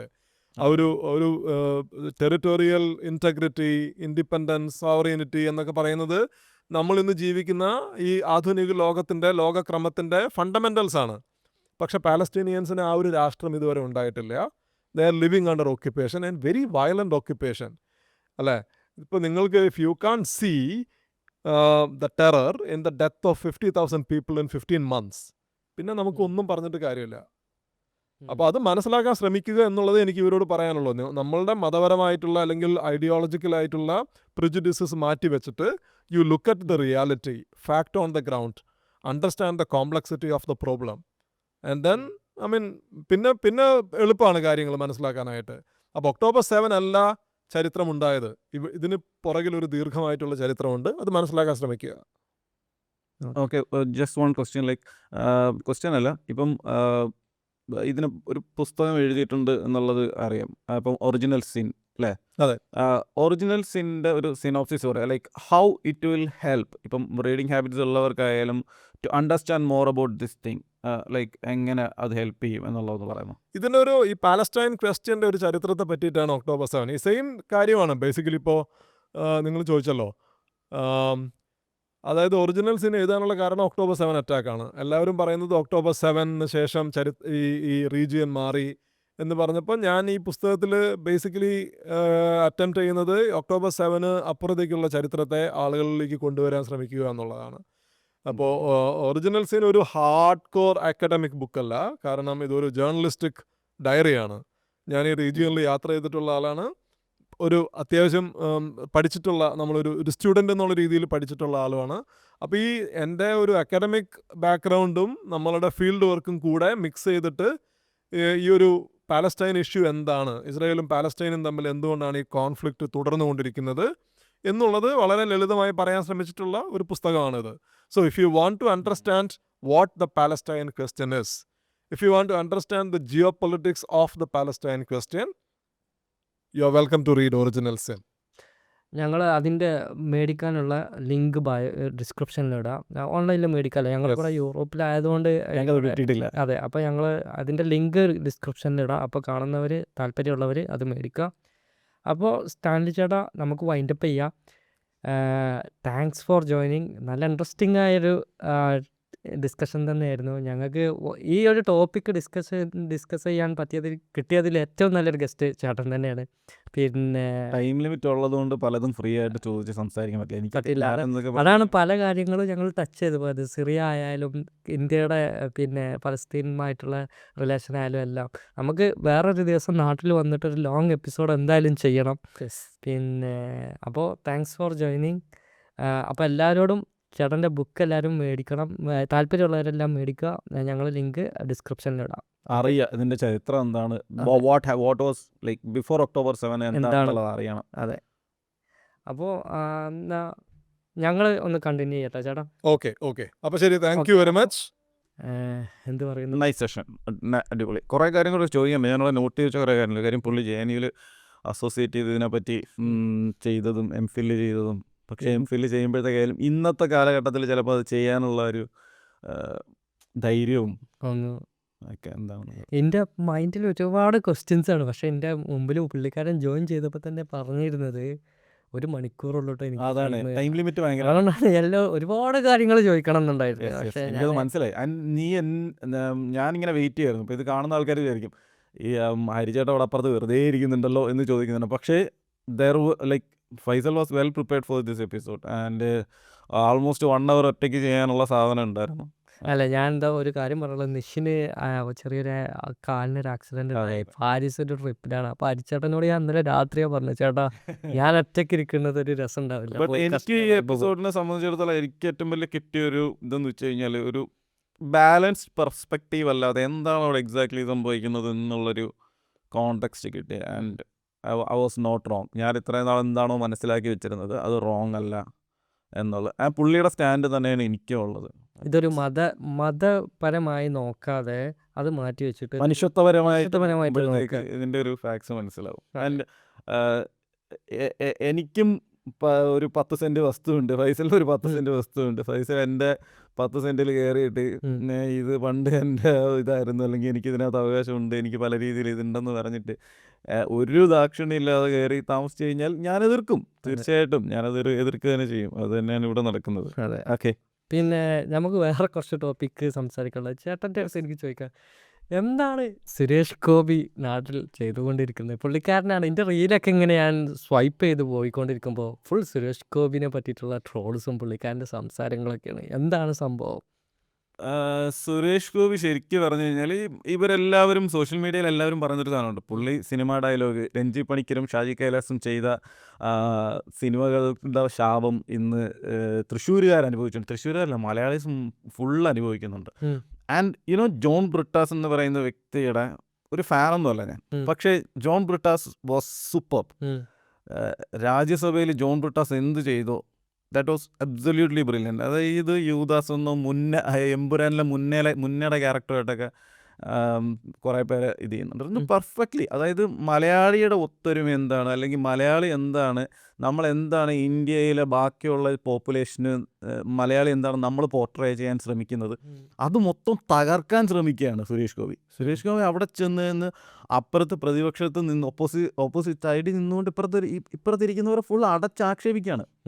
മലയാളികൾ എന്തോ അട്ടർ വേസ്റ്റുകളാണെന്നുള്ള രീതിയിലാണ് പുള്ളിയുടെ സംസാരവും ബിഹേവിയറും. ആ അധികാരത്തിൻ്റെ ഒരു അഹങ്കാരവും ഹുങ്കും ഉണ്ടല്ലോ, അത് പുള്ളി അൾട്ടിമേറ്റ്ലി അവിടെ ഇങ്ങനെ ഷോ ചെയ്യാണ്. ആൻഡ് പുള്ളിയുടെ ഡയലോഗ്സിലൂടെ അത് വന്നുകൊണ്ടിരിക്കുകയാണ് എത്ര കാലമായിട്ട്. ആൻഡ് റിപ്പീറ്റഡ്ലി പുള്ളി ഇത് ആവർത്തിച്ചു കൊണ്ടേയിരിക്കുക. പുള്ളി പറഞ്ഞ സവർണ ഹിന്ദു ഡയലോഗുകൾ, അതായത് ബ്രാഹ്മണനായിട്ട് ജനിക്കണം, എനിക്ക് ബ്രാഹ്മണന്മാരെ കാണുമ്പോൾ എനിക്ക് അവരെ കാണുമ്പോൾ പൂണിലിട്ടവരെ കാണുമ്പോൾ എനിക്ക് അസൂയ ഉണ്ടാവുന്നുണ്ട്. ആൻഡ് ഫാക്ട്സ് പുള്ളി പറയുന്ന നമ്പേഴ്സൊക്കെ അട്ടർലി റോങ് ആയിട്ടാണ് വരുന്നത്. അതായത് ആറ്റുകാൽ പൊങ്കാല ഇടാൻ വന്നവരുടെ നമ്പേഴ്സ് പുള്ളി പറഞ്ഞത് എത്രയോ 70 മില്യൺ എത്രയോ കേരളത്തിലുള്ള ജനങ്ങളെ അത് സ്ത്രീകളെ മാത്രം പൊങ്കാല ഇടാൻ വരുന്നതാണ്. ആൻഡ് കേരളത്തിലെ മൊത്തം പോപ്പുലേഷനെക്കാട്ടി എത്രയോ കൂടുതലൊക്കെയാണ്, 40 മില്യൻ്റെ താഴെ. അങ്ങനെ അതിനെക്കാട്ടിയും കൂടുതൽ പൊങ്കാല ഇടാൻ വന്നു എന്ന് പറയുന്നു. ആൻഡ് മറ്റേ കുംഭമേളയെ പറ്റി പുള്ളി ഒരു സാധനം പറഞ്ഞു. കുംഭമേളയിൽ കടത്ത് നടത്തുന്ന ആൾക്കാർ നേടിയത് എത്രയോ കോടികളാണെന്നൊക്കെ ഉള്ള അത് പുള്ളി അടിച്ചങ്ങ് വിടുകയാണ്. ആൻഡ് എന്നെ സംബന്ധിച്ചിടത്തോളം ഇപ്പോൾ സുരേഷ് ഗോപിയെ പറ്റി പറയുകയാണെന്നുണ്ടെങ്കിൽ ഈ ഒറ്റുകാരൻ്റെ മുഖം എന്നൊക്കെ പറയത്തില്ലേ, ഒരു സംഭവം പറഞ്ഞുതരാം. അതായത് സുരേഷ് ഗോപിയുടെ മകളുടെ കല്യാണം നടക്കുകയാണ്, ഗുരുവായൂർ വെച്ച് നടക്കുകയാണ്. പ്രൈം മിനിസ്റ്റർ വരുന്നുണ്ട്. പ്രൈം മിനിസ്റ്റർ വന്നതിനെക്കാട്ടിലും അതിനകത്ത് ഏറ്റവും കൂടുതൽ അട്രാക്ട് ചെയ്ത സംഭവം എന്ന് വെച്ച് കഴിഞ്ഞാൽ സിനിമയിലെ ഫ്രണ്ട്ഷിപ്പ് വെച്ചിട്ട് മോഹൻലാൽ, മമ്മൂട്ടി, അങ്ങനെ കുറേ ആൾക്കാരവിടെ വന്നിട്ടുണ്ട്. പക്ഷെ മോഹൻലാലും മമ്മൂട്ടിയാണ് മലയാള സിനിമയിലെ ഫിഗറുകൾ അല്ലേ, മോഹൻലാൽ ആൻഡ് മമ്മൂട്ടി. ഞാൻ ആസ് എ മൂവി ഫാൻ എന്നുള്ള രീതിയിൽ എനിക്ക് രണ്ടുപേരെ ഭയങ്കര ഇഷ്ടമാണ്. ഞാൻ ഒരു മോഹൻലാൽ ഫാനാണ്, ബട്ട് മോഹൻലാലിനെ മമ്മൂട്ടി എനിക്കിഷ്ടമാണ്. You know what is happening with Mohanlal and Mammootty ഇല്ലേ, പൊളിറ്റിക്സിൽ അല്ലെങ്കിൽ പൊളിറ്റിക്കലി ഇവരെ എങ്ങനെയാണ് ബൈസ് ചെയ്തിരിക്കുന്നത് എന്നൊക്കെ അറിയാം. സുരേഷ് ഗോപി പ്രസംഗത്തിനിടയിൽ ഈ സിനിമേനെ പറ്റി പറയുന്നുണ്ടായിരുന്നു. ഈ ലെഫ്റ്റ് റൈറ്റ് ലെഫ്റ്റ് TP51 ഈ സിനിമകൾ സംരക്ഷണം ചെയ്യുന്നതിനെ പറ്റി പറയുമ്പോൾ പുള്ളി പറയുന്നൊരു ഡയലോഗുണ്ട്. കൈരളി TV-യിൽ ഇത് സംരക്ഷണം ചെയ്യാൻ ഡയർ ചെയ്യുന്നുണ്ടോ ആര്? ജോൺ ബ്രിട്ടാസിനോടോ ചോദിക്കുന്നത്. ജോൺ ബ്രിട്ടാസിന് ധൈര്യമുണ്ടോ, അല്ലെങ്കിൽ കൈരളി TV-യുടെ ചെയർമാനായിട്ടുള്ള ആൾക്ക് ധൈര്യമുണ്ടോ എന്ന്. അപ്പം പുള്ളി എന്നിട്ട് അത് പുള്ളിക്ക് തെറ്റിപ്പോയി. അതായത് ഇതേ സെയിം സാധനം ജോൺ ബ്രിട്ടാസ് അത് കഴിഞ്ഞിട്ട് പറഞ്ഞിട്ടുണ്ടോ, അത് പുള്ളിക്ക് മനസ്സിലായി അയ്യോ പണി പാളി, ചെയർമാൻ എന്ന് പറഞ്ഞു പോയി. ആൻഡ് അരിയാഹാരം തിന്നുന്ന വിവരമുള്ള മലയാളിക്ക് മനസ്സിലാവും ചെയർമാൻ ആരാണ്, മമ്മൂട്ടിയാണ്. ആൻഡ് പുള്ളി ഇമ്മീഡിയറ്റ്ലി പ്ലേറ്റ് മാറ്റുകയാണ്. അതാണ് ഈ പറഞ്ഞ കുതന്ത്രം, അതായത് വിഷം. പുള്ളി അപ്പോഴേ പറഞ്ഞു അയ്യോ മമ്മൂട്ടി എന്ന പേര് പറഞ്ഞു കഴിഞ്ഞാൽ ആ ബന്ധത്തിനെ ബാധിക്കുമല്ലോ എന്നിട്ട് പുള്ളി എന്താ ചെയ്തത്, അപ്പം തന്നെ പറഞ്ഞു but I am not taking his name here because he is a noble soul എന്നൊക്കെ പറഞ്ഞിട്ട് മണിമുറ്റത്താവണം ഇപ്പം ആക്ഷനൊക്കെ അരച്ചിട്ട്. ബിക്കോസ് ആൻഡ് അവിടെ എന്താണ് സംഭവിക്കുന്നത്, literally he spoiling the friendly relation. And ഈ എമ്പുരാൻ വിവാദം ഇങ്ങനെ കത്തി നിൽക്കുകയാണ്. ആരും പറയാതെ ഇത്രയും കട്ട്സ് ചെയ്തു എന്ന് പറയുന്നു. മോഹൻലാൽ ഖേദം പ്രകടിപ്പിച്ചതിനെ പറ്റി പറയുന്നു. പക്ഷെ ആരും പറഞ്ഞിട്ടില്ല ഇതിനകത്ത് ഫസ്റ്റ് എഡിറ്റ് ചെയ്ത് കളഞ്ഞ പേര് Suresh Gopi. And Suresh Gopi has accepted the fact. Suresh Gopi അങ്ങോട്ട് പറഞ്ഞിട്ടാണ് ഈ പേര് എഡിറ്റ് ചെയ്ത് കളഞ്ഞത് എന്ന്. So he is A part of that. അതൊരിക്കലും നമുക്ക് ആസ് എ മലയാളി ഉൾക്കൊള്ളാൻ പറ്റാത്ത സാധനമാണ്. Very അറഗൻലി behaving. ആൻഡ് ഞാൻ ആഗ്രഹിക്കുന്നത് ജോൺ ബ്രിട്ടാസ് എന്ത് പറഞ്ഞു അത് തന്നെയാണ് എൻ്റെ ആഗ്രഹം. നേമത്ത് പൂട്ടിച്ചാണെങ്കിൽ തൃശ്ശൂരും പൂട്ടിക്കണം എന്ന് തന്നെയാണ് എൻ്റെ ആഗ്രഹം. ഓക്കെ, പിന്നെ വേറെ ഇപ്പം എന്താ ചേട്ടാ, അതന്നെ ചേട്ടൻ എമ്പുരാൻ്റെ കാര്യം പറയുമ്പോൾ ഞങ്ങൾ സ്റ്റോറി ഇട്ടതിനെ പറ്റിയിട്ട് ആലോചിക്കുന്നത്. അത് ഞാൻ വീഡിയോയിൽ പറഞ്ഞിരുന്നത് അരിയേട്ടനൊക്കെ ഇടുന്ന സ്റ്റോറിക്ക് കണക്കില്ല. എന്താണ് എമ്പുരാൻ ഇപ്പോൾ എവിടെ എന്താണ് പ്രശ്നങ്ങളൊക്കെ എവിടെ എത്തി നിൽക്കുന്നത്? ഈഡിനെ പിന്നെ വേറെ ആരൊക്കെ വീട്ടിൽ? ഇന്ന് നമ്മൾ ഈ പ്രോഗ്രാം റെക്കോർഡ് ചെയ്തുകൊണ്ടിരിക്കുന്ന സമയത്ത് വന്ന ന്യൂസാണ് ആൻ്റണി പെരുമ്പാവൂരിൻ്റെ വീട്ടിൽ ED റെയ്ഡ്. അതിന് മുമ്പ് വേറെ കാര്യമാണ്. കഴിഞ്ഞ എപ്പിസോഡിൽ ഫൈസൽ എന്നെ പറ്റി ഇങ്ങനെ പറയുന്നുണ്ട്, ഞാൻ കുറേ സ്റ്റോറി ഇട്ടതിനൊക്കെ പറ്റി പറയുന്നത്. ഞാൻ ഭയങ്കര ഒരു മൂവി ബഫാണ്, മോഹൻലാൽ ഫാനാണ്. ആൻഡ് ഞാൻ മൂവീസിനായിട്ട് വെയിറ്റ് ചെയ്യുന്നു. ഫോർ എക്സാമ്പിൾ ഇപ്പോൾ അടുത്ത കുറേ റിലീസുകൾ വരുന്നുണ്ട്. അതിനകത്ത് മമ്മൂട്ടിയുടെ അവിടെ ഉണ്ട്, ജിംഖാൻ, അങ്ങനെ കുറേ പടങ്ങളുണ്ട്. ഞാൻ സിനിമ ഭയങ്കരമായിട്ട് വെയിറ്റ് ചെയ്ത് കാണാനും എൻ്റർടൈൻ ചെയ്യാനും ഒക്കെ ആഗ്രഹിക്കുന്ന ആളാണ്. പിന്നെ സ്റ്റോറി എന്ന് പറഞ്ഞു കഴിഞ്ഞാൽ മലയാളത്തിൻ്റെ ഒരു പ്രസ്റ്റീജിയസ് പ്രോജക്റ്റ് എന്നുള്ള രീതിയിലാണ് അതിനെ പാൻ ഇന്ത്യൻ ലെവലിലായാലും വേൾഡിലായാലും ഒക്കെ മാർക്കറ്റ് ചെയ്തത്. ജർമ്മനിയിലൊക്കെ ഏറ്റവും കൂടുതലും സ്ക്രീൻസിൽ റിലീസ് ചെയ്തൊരു പടമാണ്.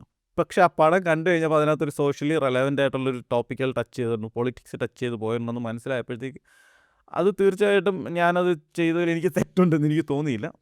പിന്നെ ഫൈസൽ വിമർശിച്ചതും ശരിയാണ്. കുറേ ആൾക്കാരുണ്ട് നടന്മാരുടെ ഇതിനകത്ത് പാലഭിഷേകം ചെയ്ത് നടത്തുന്നവരും, അച്ഛൻ്റെ പേര് മാറ്റിയിട്ട് എന്താ പറയുന്ന പേരിനോട് ചേർക്കുന്ന ആൾക്കാരുണ്ട്.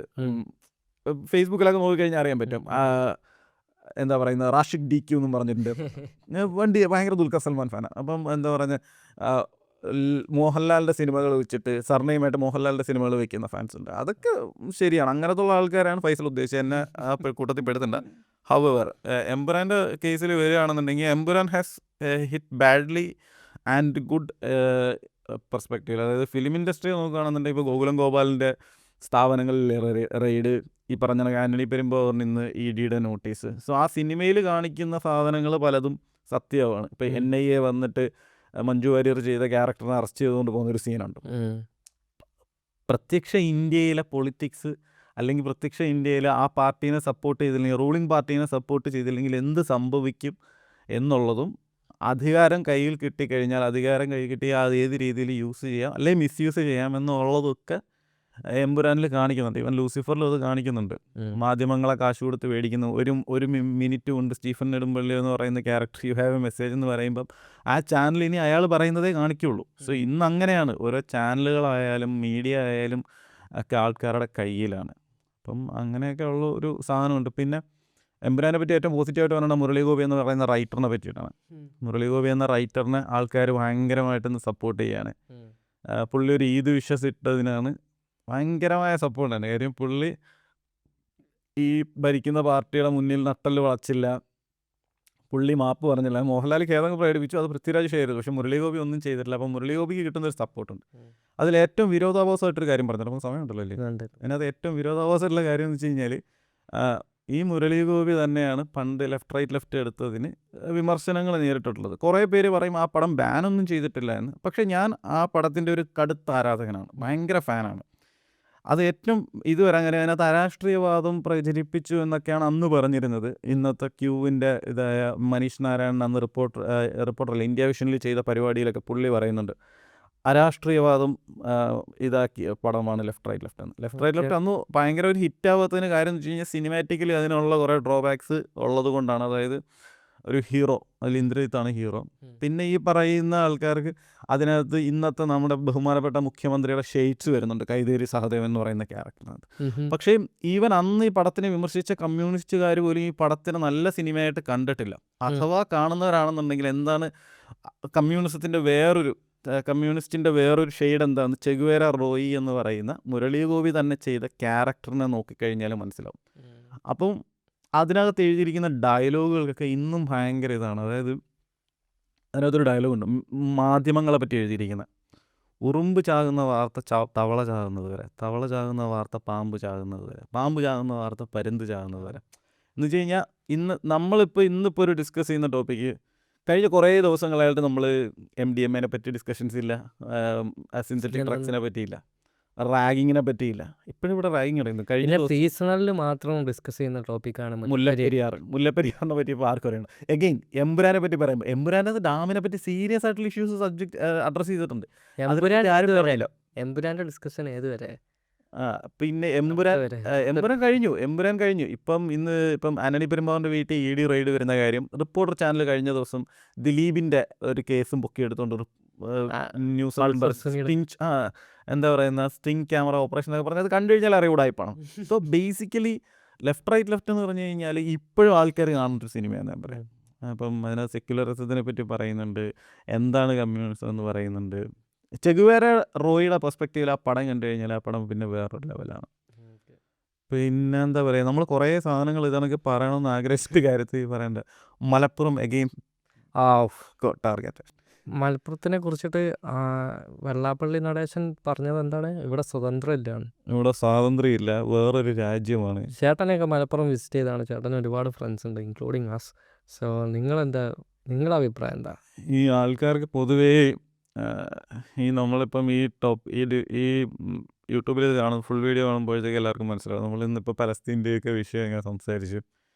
ആൾക്കാർക്ക് മലപ്പുറം എന്ന് കേൾക്കുമ്പോഴത്തേക്ക് അത് മുസ്ലിം ഭൂരിപക്ഷമുള്ളൊരു രാജ്യം. ആ രാജ്യത്ത് കടക്കണമെന്നുണ്ടെങ്കിൽ ബോർഡറിൽ ഈ പറയുന്ന കണക്ക് ഇസ്രായേലിൻ്റെ സെക്യൂരിറ്റി ചെക്ക് കഴിഞ്ഞിട്ട് വേണം കോഴിക്കോട് നഗരത്തോട്ട് കിടക്കാൻ. ഇപ്പുറത്ത് പാലക്കാട് നിന്ന് ഇപ്പുറത്ത് കയറണമെന്നുണ്ടെങ്കിൽ അങ്ങനത്തെ ഒരിക്കലും അല്ല. ആദ്യം അത് മനസ്സിലാക്കുക. ഇത് ആൾക്കാർ മനസ്സിലാക്കുന്നില്ല. ആൻഡ് വെള്ളാപ്പള്ളി നടേശനെ ആരും ടാർഗറ്റ് ചെയ്തില്ല. കാര്യം വെള്ളാപ്പള്ളി നടേശൻ്റെ മകൻ തുഷാർ വെള്ളാപ്പള്ളി BJPനെ സപ്പോർട്ട് ചെയ്യാൻ വേണ്ടി BDJSനകത്ത് BJPനെ സപ്പോർട്ട് ചെയ്ത് മത്സരിച്ച ഒരു വ്യക്തിയാണ്. അപ്പം പുള്ളിയുടെയൊക്കെ ഉദ്ദേശം അത് തന്നെയാണ്. അതുകൊണ്ടാണ് ഈ ന്യൂനപക്ഷം അഥവാ മലപ്പുറത്ത് മുസ്ലിം ഭൂരിപക്ഷം ഉണ്ടെങ്കിൽ തന്നെ അവരെ ടാർഗറ്റ് ചെയ്ത് സംസാരിക്കുന്നത്. വെള്ളാപ്പള്ളി നടേശനൊന്നും ശരിക്കും പറഞ്ഞു കഴിഞ്ഞാൽ മൈൻഡ് ചെയ്യേണ്ട ആവശ്യമില്ല. പക്ഷേ അമ്മാതിരി പോയിസണാണ് ആൾക്കാരുടെ മനസ്സിൽ. പണ്ട് ഫേക്ക് ഐഡികളിൽ പറഞ്ഞിരുന്ന വിഷം ഇന്ന് ആൾക്കാർ പബ്ലിക്കായിട്ട് ഒറിജിനൽ ID പോസ്റ്റ് ചെയ്യാൻ തുടങ്ങി. അപ്പോൾ അതുപോലുള്ള ധൈര്യങ്ങളാണ് വെള്ളാപ്പള്ളി നടേശനായാലും PC ജോർജിനായാലും ഒക്കെ കാണിക്കുന്നത്. ഇത് റീലാക്കിയിട്ടുണ്ടെങ്കിൽ അതിൻ്റെ അടിയിലുണ്ടാവും. അല്ല, ഇത് റീലാക്കണം. PC ജോർജ് ആയാലും ഈ വെള്ളാപ്പള്ളി നടേശനായാലും ഒക്കെ പറയുന്നത് വെച്ച് കഴിഞ്ഞാൽ ഈ സെയിം സംഭവം തന്നെയാണ്. PC ജോർജിൻ്റെ പഴയ വീഡിയോ ഉണ്ട്, എന്തൊക്കെ അറബിയിലൊക്കെ പറഞ്ഞിട്ടുള്ള വീഡിയോ. ആ PC ജോർജാണ് പിന്നെ ഒറ്റയടിക്ക് പൊളിറ്റിക്സ് 100% പൊളിറ്റിക്സ്. സന്ദീപ് വാര്യർ മാറിയില്ലേ? മാറി. എന്തുകൊണ്ട് മാറി? പുള്ളിയെ പൊളിറ്റിക്സ് മാറിയണ്ട, ഉള്ളിലുള്ള സാധനം മാറിയിട്ടുണ്ടോ എന്ന് നമുക്കറിയില്ല. പക്ഷേ മാറിയാൽ നല്ലത്. അതെ, ആ വിഷലിപ്തമായ ആ ഒരു സംസാരം മാറി. അപ്പം സന്ദീപ് വാര്യർ ഇപ്പോൾ ഇടുന്ന പോസ്റ്റുകളൊക്കെ നോക്കി കഴിഞ്ഞാൽ നമുക്ക് ആ ചിരി വരും. പുള്ളി നോമ്പിനെ പറ്റി പറയുന്നതിന് അത് ചിരി വരും. So politics is basically A dirty business. Again Murali Gopi എഴുതിയ ഡയലോഗാണ് പറയാനുള്ളത്. Politics biggest comedy in the world, like Indian politics എന്ന് പറയുന്ന സാധനം. അപ്പോൾ ഗൈസ്, താങ്ക്സ് ഫോർ വാച്ചിങ്. നമുക്ക് വേറൊരു എപ്പിസോഡിൽ ഇരിക്കാം. പിന്നെ ഒന്നും കൂടി ഓർമ്മിപ്പിക്കുകയാണ്, ഞാൻ സ്റ്റാൻലി ചേട്ടൻ്റെ ബുക്കിൻ്റെ മേടിക്കാനുള്ള ലിങ്ക് താഴെടാം. അപ്പോൾ പറ്റുന്നവരൊക്കെ മേടിക്കുക. അല്ലാതെ അതിൻ്റെ കൂടുതൽ പെർസ്പെക്റ്റീവ് അല്ലാതെ തന്നെ അറിയാൻ താല്പര്യമുള്ള ഒറിജിനൽ സിൻ എന്ന് പറയുന്ന സാധനം യു ക്യാൻ ബൈ ഇറ്റ്. ഞങ്ങൾ പുള്ളിക്കാരനെ തന്നെ ഞങ്ങൾ കുറേ പേരെ നോക്കിയിരുന്നു. ഈ ഫലസ്തീൻ ഇസ്രായേൽ കോൺഫ്ലിക്റ്റ് നന്നായിട്ട് കവർ ചെയ്യാൻ പറ്റിയ ഒരാളാണ്. അപ്പോൾ അവിടെ കൂടുതൽ ടൈം സ്പെൻഡ് ചെയ്ത ഒരാളെ, അത്രയും പെർഫെക്റ്റ് ആയ ഒരാളെ ഞങ്ങൾക്ക് വേറെ കിട്ടുമെന്ന് തോന്നുന്നത് കേരളത്തിൽ നിന്ന്.